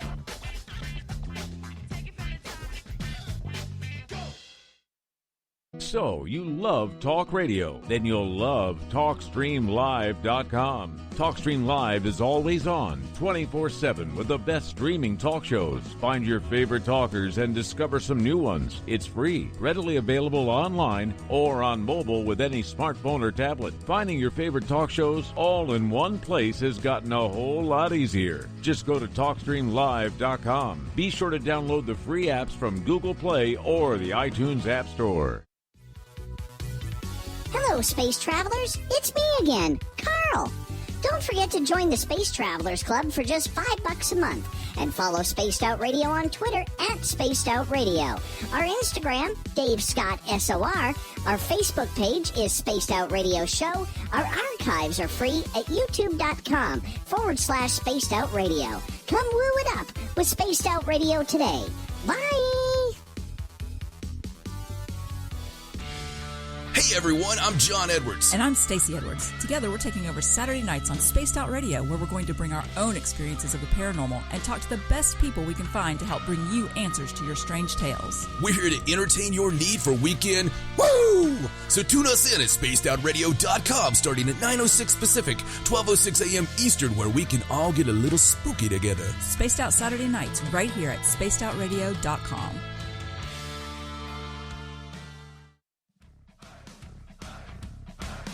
Would you like to connect with us? Head to spacedoutradio.com for all your latest show info. Now, back to Dave Scott and SOR. Here we go with the third and final hour of Spaced Out Radio tonight. I am your host, Dave Scott. Thank you so much for joining us. We want to welcome everyone listening in on our terrestrial affiliates across North America and on Revolution Radio and TalkStream Live digitally on YouTube. Thank you so much if you're tuning in our chat room. And you can check out all of our archives there for free at youtube.com/Spaced Out Radio. Just do me the favor, hit that subscribe button. The Desert Clam has set the password for tonight in the SOR Space Travelers Club.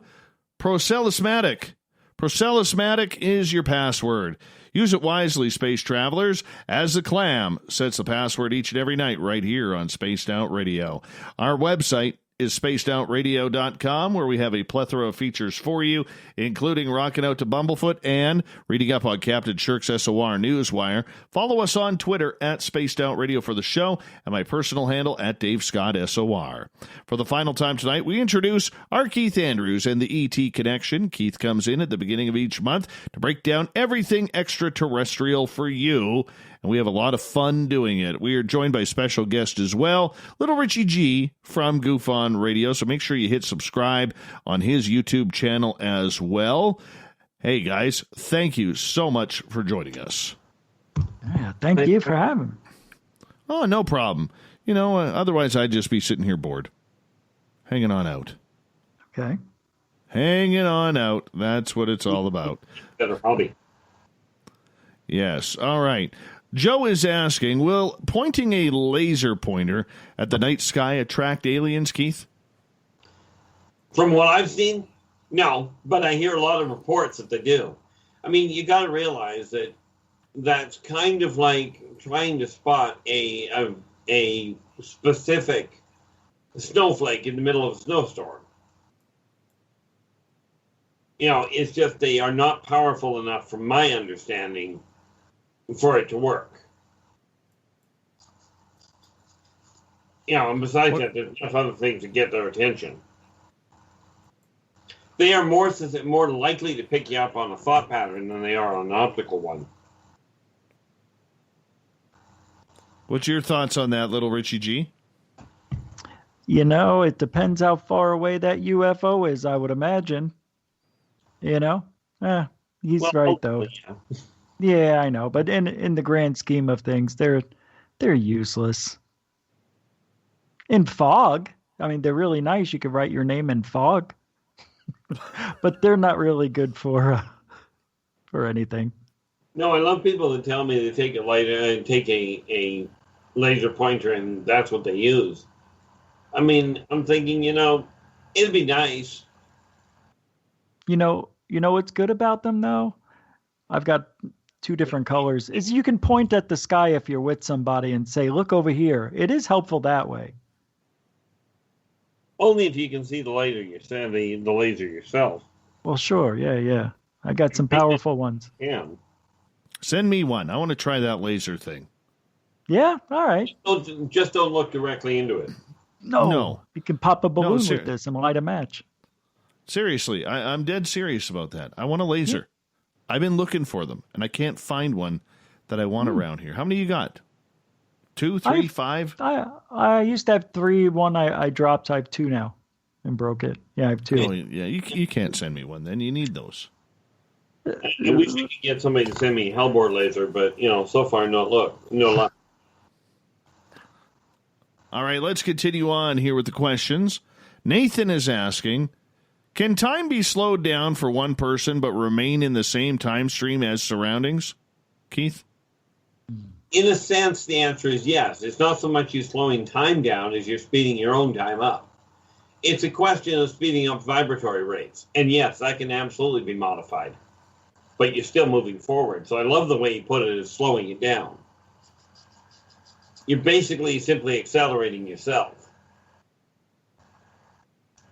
Well, the weird thing is, we understand it when somebody says, man, today was a long day. And then you have a day where it feels like it flew by. Yep. That to me is, I guess it depends on what you're doing, but if you're doing the same thing every day and one day just feels slow, is it because you just feel different, or is it really slowing down in your own little universe? That depends. Okay, that's sort of a combination. If whatever you're doing is extremely boring, it just simply feels like it's dragging. But there are times when you can accelerate the speed you're traveling or the speed you're doing something because you're feeling pressed for time, and you automatically start going, I've got to get this done. And I just don't have time, but I've got to get this done in this amount of time. And what happens is you accelerate the speed that you're reacting. So what ends up occurring is you get more accomplished in that time. Like athletes, what's that? Very much like athletes. Yeah, they get in the zone and they said, nothing I could have done, I couldn't have missed. Everything felt right. It's really weird, that feeling. We all have it once in a while. Same thing that happens in accidents. Yeah, I was just going to say that too. Yeah. Yeah. Why? I heard it's because the body's going into a defense mode and it slows things down so you could react. Well, sort of, but what it does actually is speeds things up. Oh, wow, really? I don't buy how. I can give you an old movie that you can watch that actually explains it really nicely. Okay. Okay, and you got to understand, it was done back in the 60s. It was a movie called Billy, Billie, starring Patty Duke Aston. Okay. Okay. But ultimately what it does is when you put that mindset in motion, that you've got to get things, you've got to move faster, or you've got to make that particular hit, everything slows down to the point that you can. It seems to slow down because you're moving faster. Okay, I get it. Yep. I don't know why, but now I got it. I understand. Okay. But why? I know it's an adrenaline rush, right? It's not an adrenaline rush. It's not an adrenaline thing to your brain or anything? No, it's not. It's something else. It's got the same idea. But see, an adrenaline rush causes the heart to accelerate. Okay. What you're talking about is temporal flux. Okay, you're literally modifying your interaction on the temporal line, but you're not altering the temporal line. You're still moving forward. Does anybody else notice this about you, or not really? Sometimes. Have you ever been in a situation where you were talking to somebody and then the next thing they notice is you're on the other side of the room? Okay. Yeah. And the reason that happens is all of a sudden you've decided you had to go and do something. And you went over there so quick, they didn't see the transition. And then all of a sudden you're on the other side of the room, or watch somebody else do that. Yeah. Okay. One moment you're talking to them, the next moment they're on the other side of the room, and you're going like, when did that happen? Well, that's only because of the situation. I looked away and somebody walked in between us. I didn't see her move. And that is exactly how people manage to, how they manage to explain it in their own minds 99% of the time. Huh. And it works for an explanation. It just doesn't work for the actual, if you will, the science of it. That's wild. That's not right. All right, let's move on here for a second, guys. Corrins is asking, Keith, is alien coffee strong like it is in Greece or Turkey? And yes, I have had their coffees. It's okay. I haven't. I like mine weaker. Yeah, there are some coffee. If you want to try really, really, really rough coffee, you should try quite literally dwarven coffee. If you think campfire coffee is rough, try theirs. But yeah, some of the off-worlders have their version of coffee that is a whole lot harsher than what human coffee is. And it, quite frankly, like I've seen some drinks like that literally, because of the acid content in the drink, will literally dissolve a tear and spoon. By the way, I don't recommend drinking a drink like that. Well, you haven't tried half the hot sauce I've tried. I'm talking, no, you're right, I haven't. But then I'm not overly fond of hot sauce. Oh, I am. I put it on everything. Put it on. I recommend. I had lots of hot. I had hot sauce for my breakfast wrap this morning. I had hot sauce in my dinner. You know what's good? Naan bread with hot sauce, rice, and Caesar salad dressing. Did you say naan bread? Sounds all right. Naan bread. None. N-A-A-N.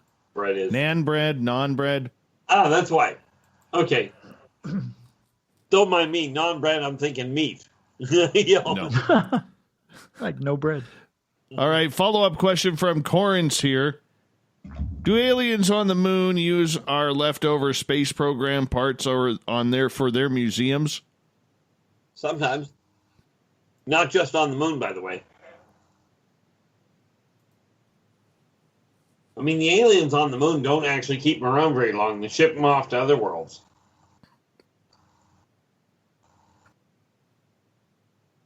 Well, let me ask you this then. Follow up to Corey's question. If we were to go back in space right now, up to the moon, how much of our own technology would we still find there, Keith? In all fairness, I really cannot give you a quantification on that. I can tell you there are about 100, I think there's something like 1,300 satellites as in pieces of debris floating around Earth. And there's a staggering amount of it on the moon at the same time, in the way of landing units that were left behind, that sort of thing. See, the funny part is when mankind left the first lander there and left the flag with it, that was left completely alone, and everybody was told, keep your hands off it. Primarily because they didn't want mankind going, oh, somebody's up there. Didn't work that well, but it's left there as a monument to mankind's first visit.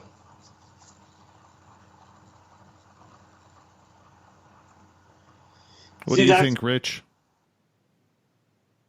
Well, I don't know. I don't know what Keith knows.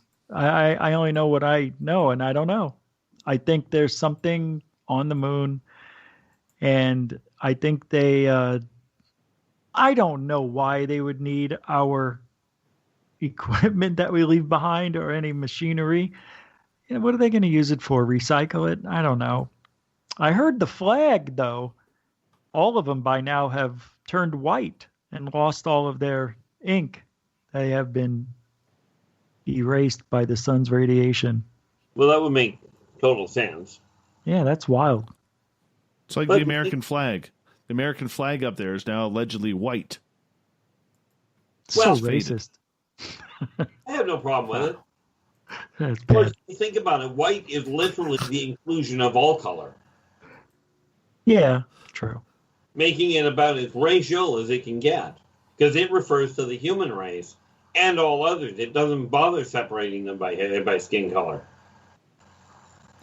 All right. Janet in Ohio, I'm going to assume she's from Ohio since her name on YouTube is Janet Ohio.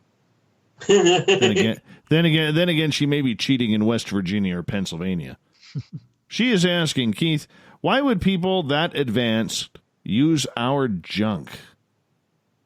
Well, why do some people in today's world use an abacus? The fact of the matter is there are people that like the older stuff. They are caught up in the idea of things like paleontology, archaeology is what we call it here. In their world, they call it xenopaleontology or xenoarchaeology, meaning other races' history. I didn't even think of that. That makes sense, too. You know, that is the primary reason they do it, because understanding how, especially when you start looking at the xeno-socioeconomic imprint that's happening right now, it's extremely exciting for the off-world students.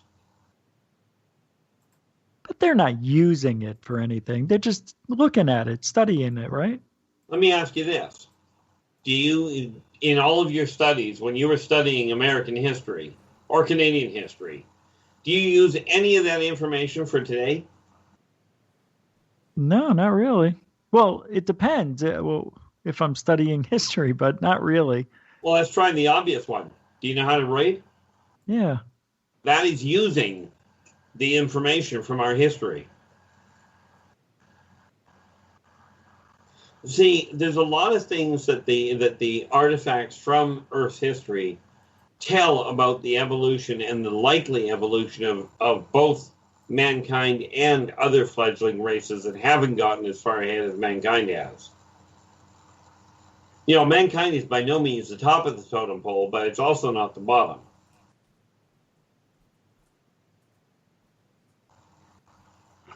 You know, so I'm somewhere in between. Ultimately, yeah. You know, but I mean, they use the information for all sorts of things. Not the least of which, and you'll love this one, not the least of which is trying out different drinks that are built on Earth, because it's a foreign country to them, as it were. Right? So you try different dishes that are made from the local fauna and the local flora, just to experience it. Hence the cattle mutilations. I don't doubt that's part of it. I have a question. So the aliens, because I guess there's a lot of them, but are you saying from an earlier part of the conversation that there's 59 or something? Is it Bigfoot and Mothman? Are all these aliens, or are they indigenous to Earth? I separate them into two groups, and the 59 was the first volume of the encyclopedia that I've got, the reference manual called Races of the Worlds. Yeah. That's 59 I have personally dealt with face-to-face. Volume 2 has another 30 or so that I've already added. And I split them into two groups. Off-worlders, which are the ones that come from outer space, and ancient races, which are the locals that are indigenous to Earth. Cool, okay. So it's a combination of the two where that number comes from. That's great. Okay. Kind of exciting, isn't it? Well, kind of I mean, it is, because then, we hear so many things about Bigfoot, and that's one of my next things I want to hunt is Bigfoot. And not hunt, I want to find him, but I want to witness the feeling. And are they off-worlders? No. Really? Oh, wow, okay. But I will make a very strong suggestion. When you start really seriously considering going out looking for them, do not broadcast you're going to hunt them. Yeah, no. Okay, I see, yeah. I probably wouldn't. It's not a question of what mankind will think. It's a question of what they'll think when they get word. If you catch wind that somebody is coming hunting you, are you going to stand out in the open? Oh, gotcha. Very smart. Okay. Good call. I mean, there is an off-world race that is very similar to the Bigfoot. A whole lot more volatile and a lot less friendly. And that would be the Wara. They look very similar to the Bigfoot. The difference being they will literally tear your arms off and eat you. Isn't that nice? Yeah, they're in BC. Yeah. They're in BC. Yeah, come on up, Rich. Come play the game. Yeah, Come right. Play the game. Come with little Marky Spender and I on Sunday to go look for Dogman. I'm planning on it. Come on up. Just come. All right. Do I come in the On the winter, board? fall? Well, come when the borders are open. Okay, deal. Yeah. Yeah. I guess it doesn't really matter. And no offense, I don't think you could handle the winters here. Oh, no, I couldn't. But I want to. I love cold weather. Then you won't have lots of it. I got that desert blood. Why? You will be having snow dingleberries hanging all over you, my friend. Cool. Yeah, icy dingleberries. That'll be your new YouTube name. Icy dingleberries. Little Richie Dingleberry. Little Richie Dingleberries. Next on Goof on Radio. Gentlemen, we've only got about 90 seconds left here tonight. Keith, I'd love it if you could tell everybody where they could find your books and your YouTube channel. Make sure they subscribe to it. Well, the short answer is the YouTube channel is R Keith Andrews. And on all of the videos, if you look at the bottom, it'll tell you exactly how to get a hold of me and where to get the books. The other side of it, of course, is drop me a line at innervoiceenterprises@yahoo.ca. And I'll be more than happy to connect you with it. All right. And little Richie G, let's give you got about a minute here. Give your Goof on Radio thing a little bit of a shout out here. Oh, well, thank you very much. Yeah, YouTube. That's where we stream the show. It's Goof on Radio stream. Monday, Wednesday, Friday, starting next week at 10 Eastern, 7 Pacific. You can go to goofon.net, join the free website. Very cool. Well, there you go. I appreciate you guys coming on in. And Richie, thank you so much for helping on us on out. I got to learn how to talk.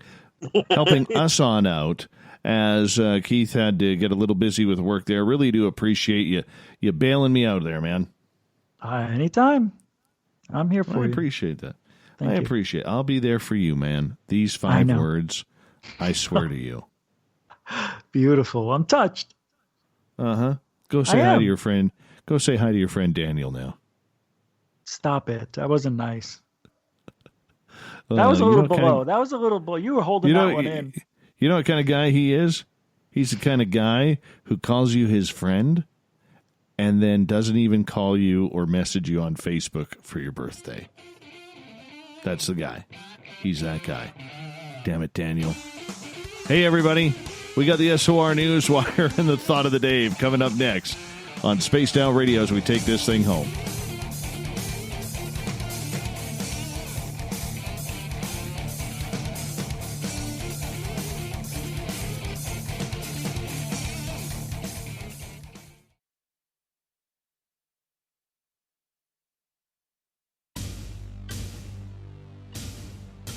You wanted new SOR gear, and now you can have it. The SOR Vault is fully stocked with t-shirts, hats, hoodies, mugs, and everything in between, with great logos for you to choose from.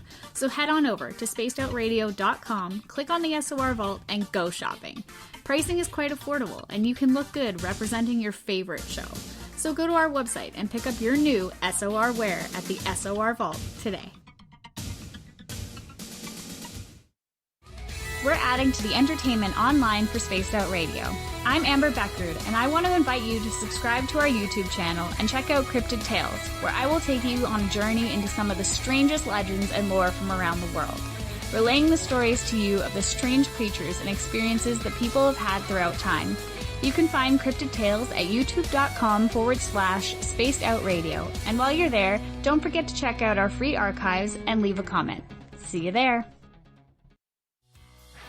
Hi there, this is the paranormal lawyer Michael W. Hall. I'd like to invite you to listen in each Sunday night where we're going to open up your eyes to everything strange and paranormal. I will be hosting some great guests with topics that affect us all, such as UFOs, ghosts, and everything paranormal. Let's learn together on Spaced Out Radio Sunday with myself, Michael W. Hall, the paranormal lawyer at spacedoutradio.com. Hello, Hello, space travelers. It's me again, Carl. Don't forget to join the Space Travelers Club for just $5 a month and follow Spaced Out Radio on Twitter at Spaced Out Radio. Our Instagram, Dave Scott SOR. Our Facebook page is Spaced Out Radio Show. Our archives are free at youtube.com/Spaced Out Radio. Come woo it up with Spaced Out Radio today. Bye! Cold drinks, great food, and the best music in Vancouver. The Moose Vancouver is the place to be, open until 2 a.m. nightly. Everything on the menu starts at just $6.95. Who serves food that cheap anymore? At the Moose, you'll never know who you'll run into. Rock stars, actors, athletes. It's the place everyone wants to be. So join us at the Moose Vancouver, the official party bar of Spaced Out Radio. Hey, Spaced Out Radio fans! It's John Resig, founder of the Chive and Chive Charities. Our goal is to make the life of veterans, first responders, and those with rare medical conditions 10% happier. We do this by donating one grant item, ranging from vans to therapy programs to prosthetic limbs, to those who need it most. To contribute to Spaced Out Radio's official charity, head over to chivecharities.org and become a donor today. At spacedoutradio.com, we are keeping you up to date on all the news with the SOR Newswire. Captain Shirk leads the team that is bringing you the news of the day and exclusive stories on everything paranormal and supernatural. It's free to read, it's updated daily, and it's right there for you. The SOR Newswire is a one-stop shop for the news of the day. Check it out at spacedoutradio.com today. If you like it hot, real hot, then heat up your meals with Bumblefoot hot sauce. Get your Bumblefoot hot sauce today. The sauce, Bumblicious, and the 4 million Scoville unit Bumble. We're going in hot, real hot, coming out even hotter. Keep the milk nearby and tantalize your taste buds tonight. Bumblefoot hot sauce, available now at kajans.com. Hello, this is your guitar man, Ron Bumblefoot Thal, and I have to tell you, I love the response I get for Little Brother is Watching from Spaced Out Radio fans. It's amazing how music can inspire and make people think deeper about what's going on in the supernatural world. You can head over to my website, bumblefoot.com, to check out my music, my guitar workshops, my touring, even check out some of the hot sauces that I'm working on. And make sure you keep on listening, because with Spaced Out Radio, you know Little Brother is watching. Are you looking for great advertising value for your company? Look no further than Spaced Out Radio. We have a multitude of places to get your name out there, including commercial ads during the show, special promotions, and banners on our website. Our audience is proven to support the companies that support our show. We can make your budget work for you. So for more information, please contact us at sales@spacedoutradio.com.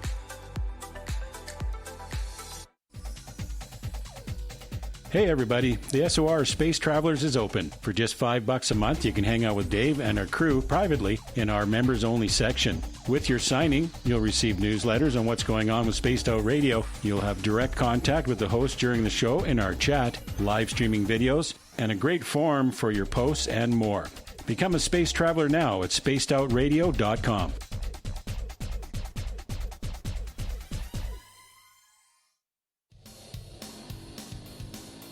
We all know on Spaced Out Radio we love a good beard and mustache, so why not take care of your facial hair with Mighty Moose Beard Oil? Made in Canada, we're taking care of beards and stashes around the world. We use 100% natural ingredients with our oils and balms to make your whiskers feel silky smooth. Use promo code SOR2019 at MightyMooseBeard.com today.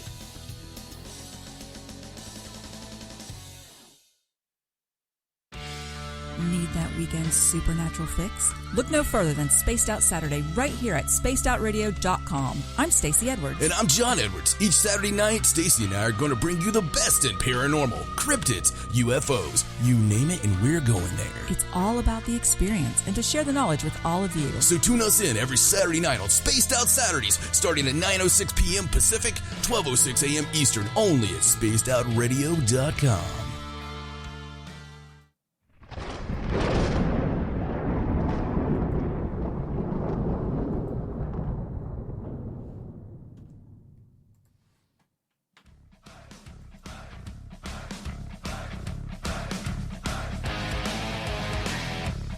We've rounded third. We're heading for home tonight on Spaced Out Radio. I am your host, Dave Scott, sitting in the captain's chair of SOR headquarters. Thank you so much for hanging on out with us. We really appreciate you choosing your time to spend with us. Remember, you can check out our archives for free at youtube.com/Spaced Out Radio. Do me the favor, hit that subscribe button. Our website is spacedoutradio.com, where we have a plethora of features for you, including rocking out to Bumblefoot and reading up on Captain Shirk's SOR Newswire, much more. Remember, you can follow us on Twitter as well, at Spaced Out Radio, and my personal handle at Dave Scott SOR. Speaking of the news, let's do this, shall we?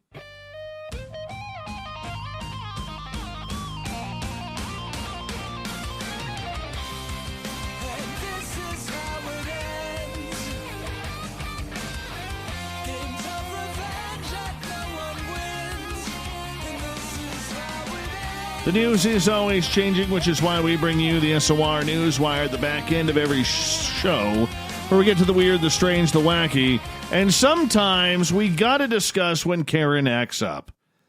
There's this weird video that's going viral right now, showing an elderly woman scolding a mother for letting her young son drive a toy car without a license. You know those little battery-operated Jeeps, trucks, whatever they are? My son has one. Yeah, goes about maybe 3-4 miles an hour at tops. Well, this clip was uploaded to TikTok earlier this week by user at LunaForBoys04 shortly after the incident occurred in a California park. The mom was filming her 4 boys zooming around the park in a Power Wheels toy car, which reaches the maximum speed of 5 miles an hour. But their fun was suddenly interrupted by Karen, who began complaining about the miniature vehicle. Oh, yes. Karen threw a tantrum all right. Drive all over the place, why don't you? She snapped at the children and the mother as she walked along. They're playing. That's what the park is for, the mother can be heard replying on the video in a friendly tone. I never saw a car in here before. It doesn't bother me, but what bothers me is you have a little kid in here and he doesn't have a driver's license. The mom begins laughing before saying, it's not a real car. It's unclear whether the woman was joking about the license remark. The mother captured the video, says, so what bothers her? Can someone tell me, is she related to Karen? Do I take my kids to the DMV? Many viewers responded that the woman was indeed a Karen, a slang term for a woman perceived to be entitled or demanding beyond the scope of what is considered reasonable. The humorous video was subsequently shared to Twitter, where it's been viewed more than 6 million times already. Oh, good for Karen. Good for Karen. Yeah, pretty soon they'll want to speak to my manager about this, that's for sure.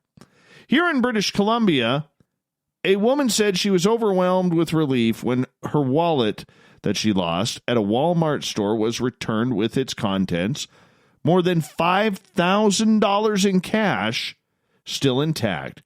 River Johnson of Enderby, hey, that's near my cousin's house. Anyways, said she returned home from taking her elderly parents shopping at Walmart in Vernon before she realized she no longer had her wallet, which contained $7,000 in Canadian currency, which is about the equivalent of about 5,200 American, from her 2 cannabis stores. Oh my goodness. I was losing it, she says. There was a lot of fear and hopelessness, thinking, I'm never going to see it again. Why don't you just spark a doobie and calm down? Johnson said she called the store, even though it was closed at the time, and was relieved when an employee answered the phone. Hey, he said, don't you worry. Now you can sleep at night. It's in our safe. Johnson returned the following day and was told by the manager named Ralph that They had found the wallet and stored it in a safe place in hopes of the owner returning to claim it.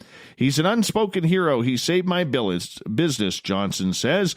I have had wallets lost with less than that in them and never returned, or returned without money. Johnson said he was especially impressed after learning that Wazine, the manager, had lost his own business, 9-round gym, due to the COVID-19 pandemic. If I found that, I don't know what I would do if I was close to losing my house and having all of these problems. But he didn't do that. He made sure that I got my money back. She told the manager at Walmart that the policy forbids him from accepting any rewards for his deeds. This is way more luck. This is angels at work, and it happened to be this guy. He was my angel that night. He's an unsung hero. Good for her for getting her wallet back. Details of the suspect were not immediately available, but Indian police have arrested a man accused of causing the death of a pregnant elephant that died after biting a pineapple stuffed with firecrackers that exploded in her mouth. The 15-year-old elephant was unable to eat after the injury and died in a river in Palakkad in southern Kerala state. Yes, this upset the Indian government and people all over the country. The state forest department announced the arrest and said it was investigating whether he was a poacher or a farmer who wanted to kill the elephant to prevent it from damaging crops. Bait bombs made from food stuffed with explosives are common in India, particularly in southern states, and are used mostly to hunt wild boars for meat. The elephant's death caused an outrage among animal rights activists. One of the India's leading businessmen, Ratan Tata, said justice needs to prevail. Indian cricket star Virat Kohli called the killing a cowardly act. Maneka Gandhi, a former minister for the governing party, described the death as shocking and demanded a severe punishment for those responsible. A shrinking habitat and a rise in the number of wild elephants in the last 15 years have led to hungry elephants entering villages where they sometimes damage crops and attack residents. Early in the morning of June 4th this year, the world of hominid research was shocked with breaking news. The renowned Russian hominologist Dmitry Bayanov passed away at the age of 88. He had been in failing health for some time and had suffered from a short period of congestive heart failure in recent months. This was according to his son Dmitry. Dmitry Yurevich Bayanov was born March 18, 1932, in Moscow. Chris Murphy posted this image of Bayanov on the back of a cover of his last book they produced together. Bayanov expressed the pleasure in seeing it used. In 2019, Bayanov's last book, The Making of Hominology, A Science Whose Time Has Come, was published. Christopher Murphy served as the editor. Bayanov theorized that the discovery of relict hominids would be a rediscovery of the hominids known in the 18th century as Homo troglodytes or Homo severitis. Bayanov was a science director at the International Center of Hominology. His cryptozoological career focused primarily on the study of relic populations of hominids, including the Almas and the American Sasquatch. Bayanov originally graduated from a teacher's school in 1955, majoring in humanities. He worked first as a teacher and later as a Russian English translator. The founders of the hominid research in Russia included Boris Porshnev, Alexander Mashkotsev, Pyotr Molin, Dmitry Bayanov, and Marie-Jeanne Kaufman. It was a great group, but the legend has passed away. Apparently, 2020 needs something else besides murder hornets, so now we have the evasive and invasive poison cane toads. The creatures, which are native to South America, Central America, and parts of southern Texas, have been showing up now in southern Florida during the Sunshine State's wet season. These cane toads are yellowish-brown, have warts, and carry poison that can kill even dogs. The recent heavy rains in South Florida have given them the conditions to breed. As long as there is water for them to breed in, the cane toads will thrive. William Kern, an associate professor at University of Florida, who specializes in urban pest management, says, They will be out above the surface, foraging and breeding. People are probably seeing more of them now. The toads, classified as an invasive species in over 20 countries, are such a threat to pets that the Florida Fish and Wildlife Conservation Commission recommends the residents kill them. Oh, wow. Well, at least people won't be licking them to get high. That's for sure. Moving on. Las Vegas is back in business, though things sure look different. The city reopened casinos after a historic closure in March due to the pandemic, first starting in downtown Vegas and then the famous Strip. There were showgirls in surgical masks, temperature checks at the doors, and slot players spaced out. Oh, look at that, spaced out among sprawling casino floors. By 10 a.m., the Bellagio fountains were flowing again, and Caesar was greeting guests in gilded masks. Here are scenes from the days where you see people playing roulette in masks, you see them pulling the slots in masks, you see them walking around in masks. And all I'm saying is open up the damn border so I can get down there. I need some of this. I do. All right, I haven't been to Vegas in almost, 4 years now. I am due. Vegas is calling me. Who wants to join me? Let's just go party. In masks. Wherever. Let us social distance party, but I'll do it in Vegas. We can do it. I have faith. I totally have faith that we can do this. You know, it wouldn't be a week without Captain Shirk throwing in a shark story. Because she knows that I love the great white sharks. I do. Well, the great white sharks in South Africa's False Bay may have deserted the area because of fishing practices, not because killer whales have started hunting them, as was previously thought by scientists. False Bay on the country's southwest coast was once a prominent great white feeding ground where sharks would regularly breach the surface to catch their prey. However, great white sharks have been noticeably absent from the area for over 2 years. Scientists are concerned that their continued absence may lead to ecological upheaval in the region. Great whites are important predators that impact the structure and function of the ecosystem, one expert says. Before their disappearance, killer whales had turned up in the area, and their arrival coincided with a number of sharks, including great whites, being killed. Analysis of their bodies showed their pectoral fins had been torn off and their livers eaten, with bite marks indicating killer whales were behind the attacks. Research from the other parts of the world had found that when killer whales enter their territory, great white sharks will vacate and will not return for a whole season. This led to suggestion the False Bay great whites had left the area because of the threat posed by the killer whales. That's because they're chickens. Great whites are chickens to the killer whales. Yeah, go pick on the humans, great whites. Yeah, the real predators of the sea are scaring you off. Anyways, Chris Follows, a wildlife photographer and a great white shark expert, says he and many scientists, naturalists, and marine experts believe a shortage of food is behind the disappearance. He says smaller shark species around False Bay, a source of food for great whites, are being overfished to meet demands from Australia. According to the campaign website Shark Free Chips, Australia has limits on fishing, while South Africa does not. The species targeted are smoothhound and soupfin sharks, which are caught by demersal shark long lines, baited hooks spread across the sea floor. See, that's just cheating. That's just cheating. Anyways, Fallows says the evidence suggests smaller shark species are the primary food source for great whites for 75% of their lives. Historically, in False Bay, for 8 months of the year, we found the bulk of the great whites exactly where the highest numbers of smoothhound and soupfin sharks were. Nowadays, sadly, False Bay has hardly any of those sharks left when compared to historical numbers just 20 years ago.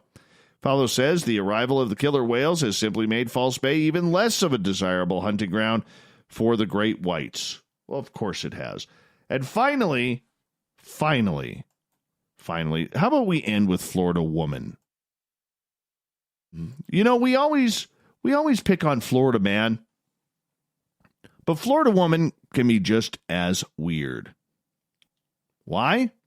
Florida mom says she isn't ashamed that she still takes a shower and a bath with her daughter, who is 20 years old.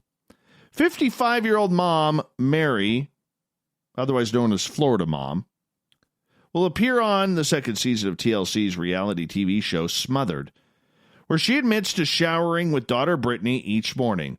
The mom and daughter live together in Jensen Beach, and with no plans to move out anytime soon, Brittany said joint showers are the best way to start the day.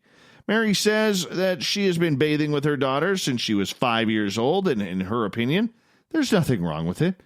I'm just a doting mom. I don't believe I set out to have a relationship this close with Brittany. It's something that was supposed to be. Brittany said it is a consensual decision to wash together. When my mom does simple things like washing my hair or my body, it makes me feel comfortable. The women told the media that Brittany used to have panic attacks they believe were partly caused by hot water. Oh, here we go. That's a kind of how I started getting in the shower with her, just to comfort her because she would freak out. I wonder if Brittany ever thought of turning the hot water down colder. I don't know. Anyways, it grew into an everyday thing, and this is just weird. She says her extremely close relationship with Brittany, Florida Mom that is, has put a strain on her romance with Frank, her live-in boyfriend.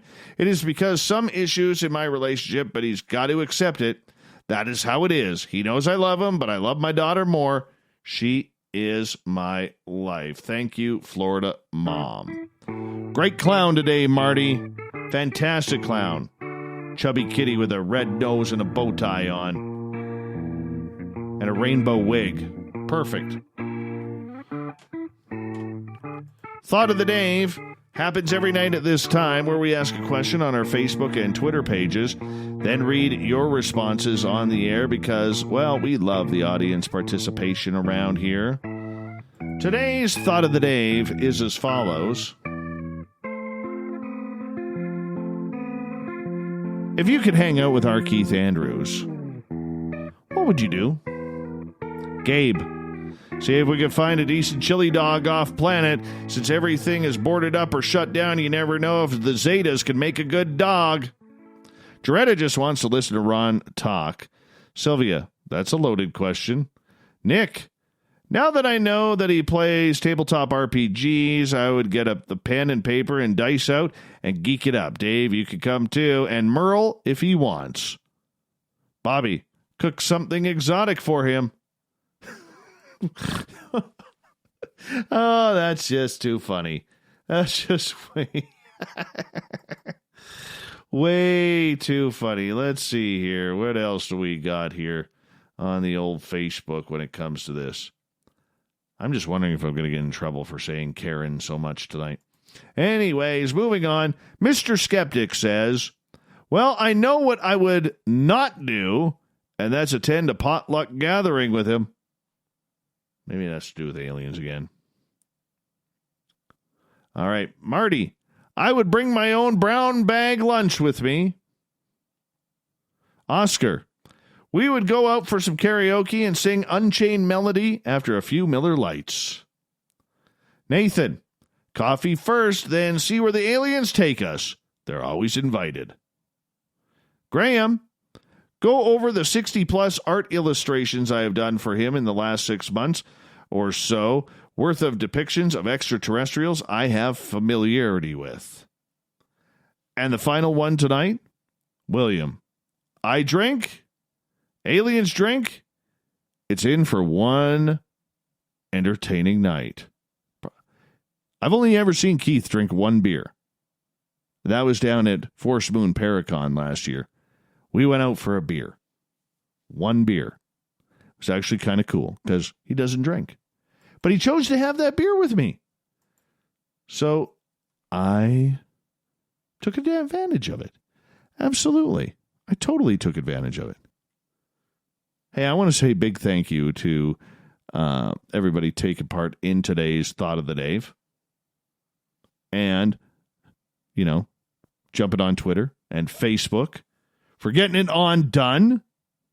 and reading your answers. That's something that I actually, believe it or not, I enjoy it a lot each and every night when we get to do that, because it is just something, it's a good way to end the night, hearing all of your responses and being able to read them, because some of you come up with some very, very creative answers for these questions, and you're forcing me to become more creative to put them out there. So I'm very, very thankful about that as well. So thank you to everybody participating in the Thought of the Dave on Twitter and Facebook. We will do it all again very, very soon.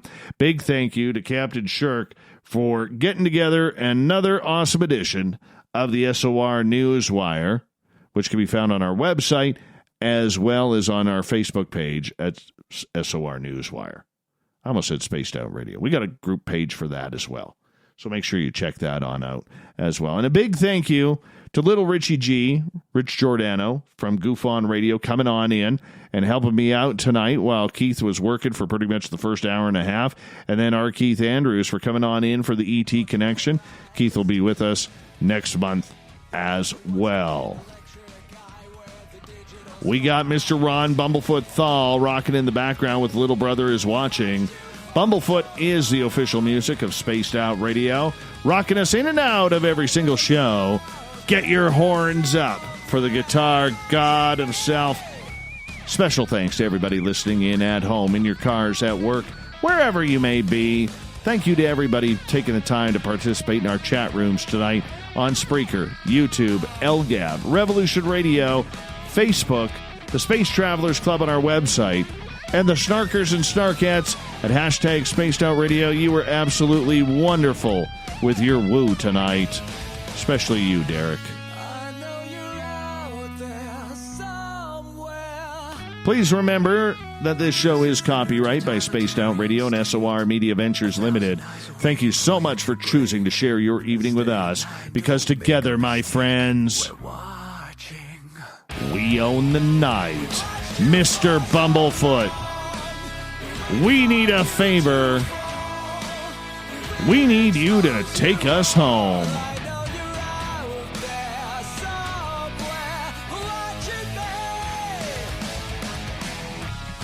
Remember, everybody, the Woo train may have docked for the night, but we will fire it up again very, very soon. Your seats are always available. Your tickets never expire. Come on the night with us. We're here each and every night just for you. Good night.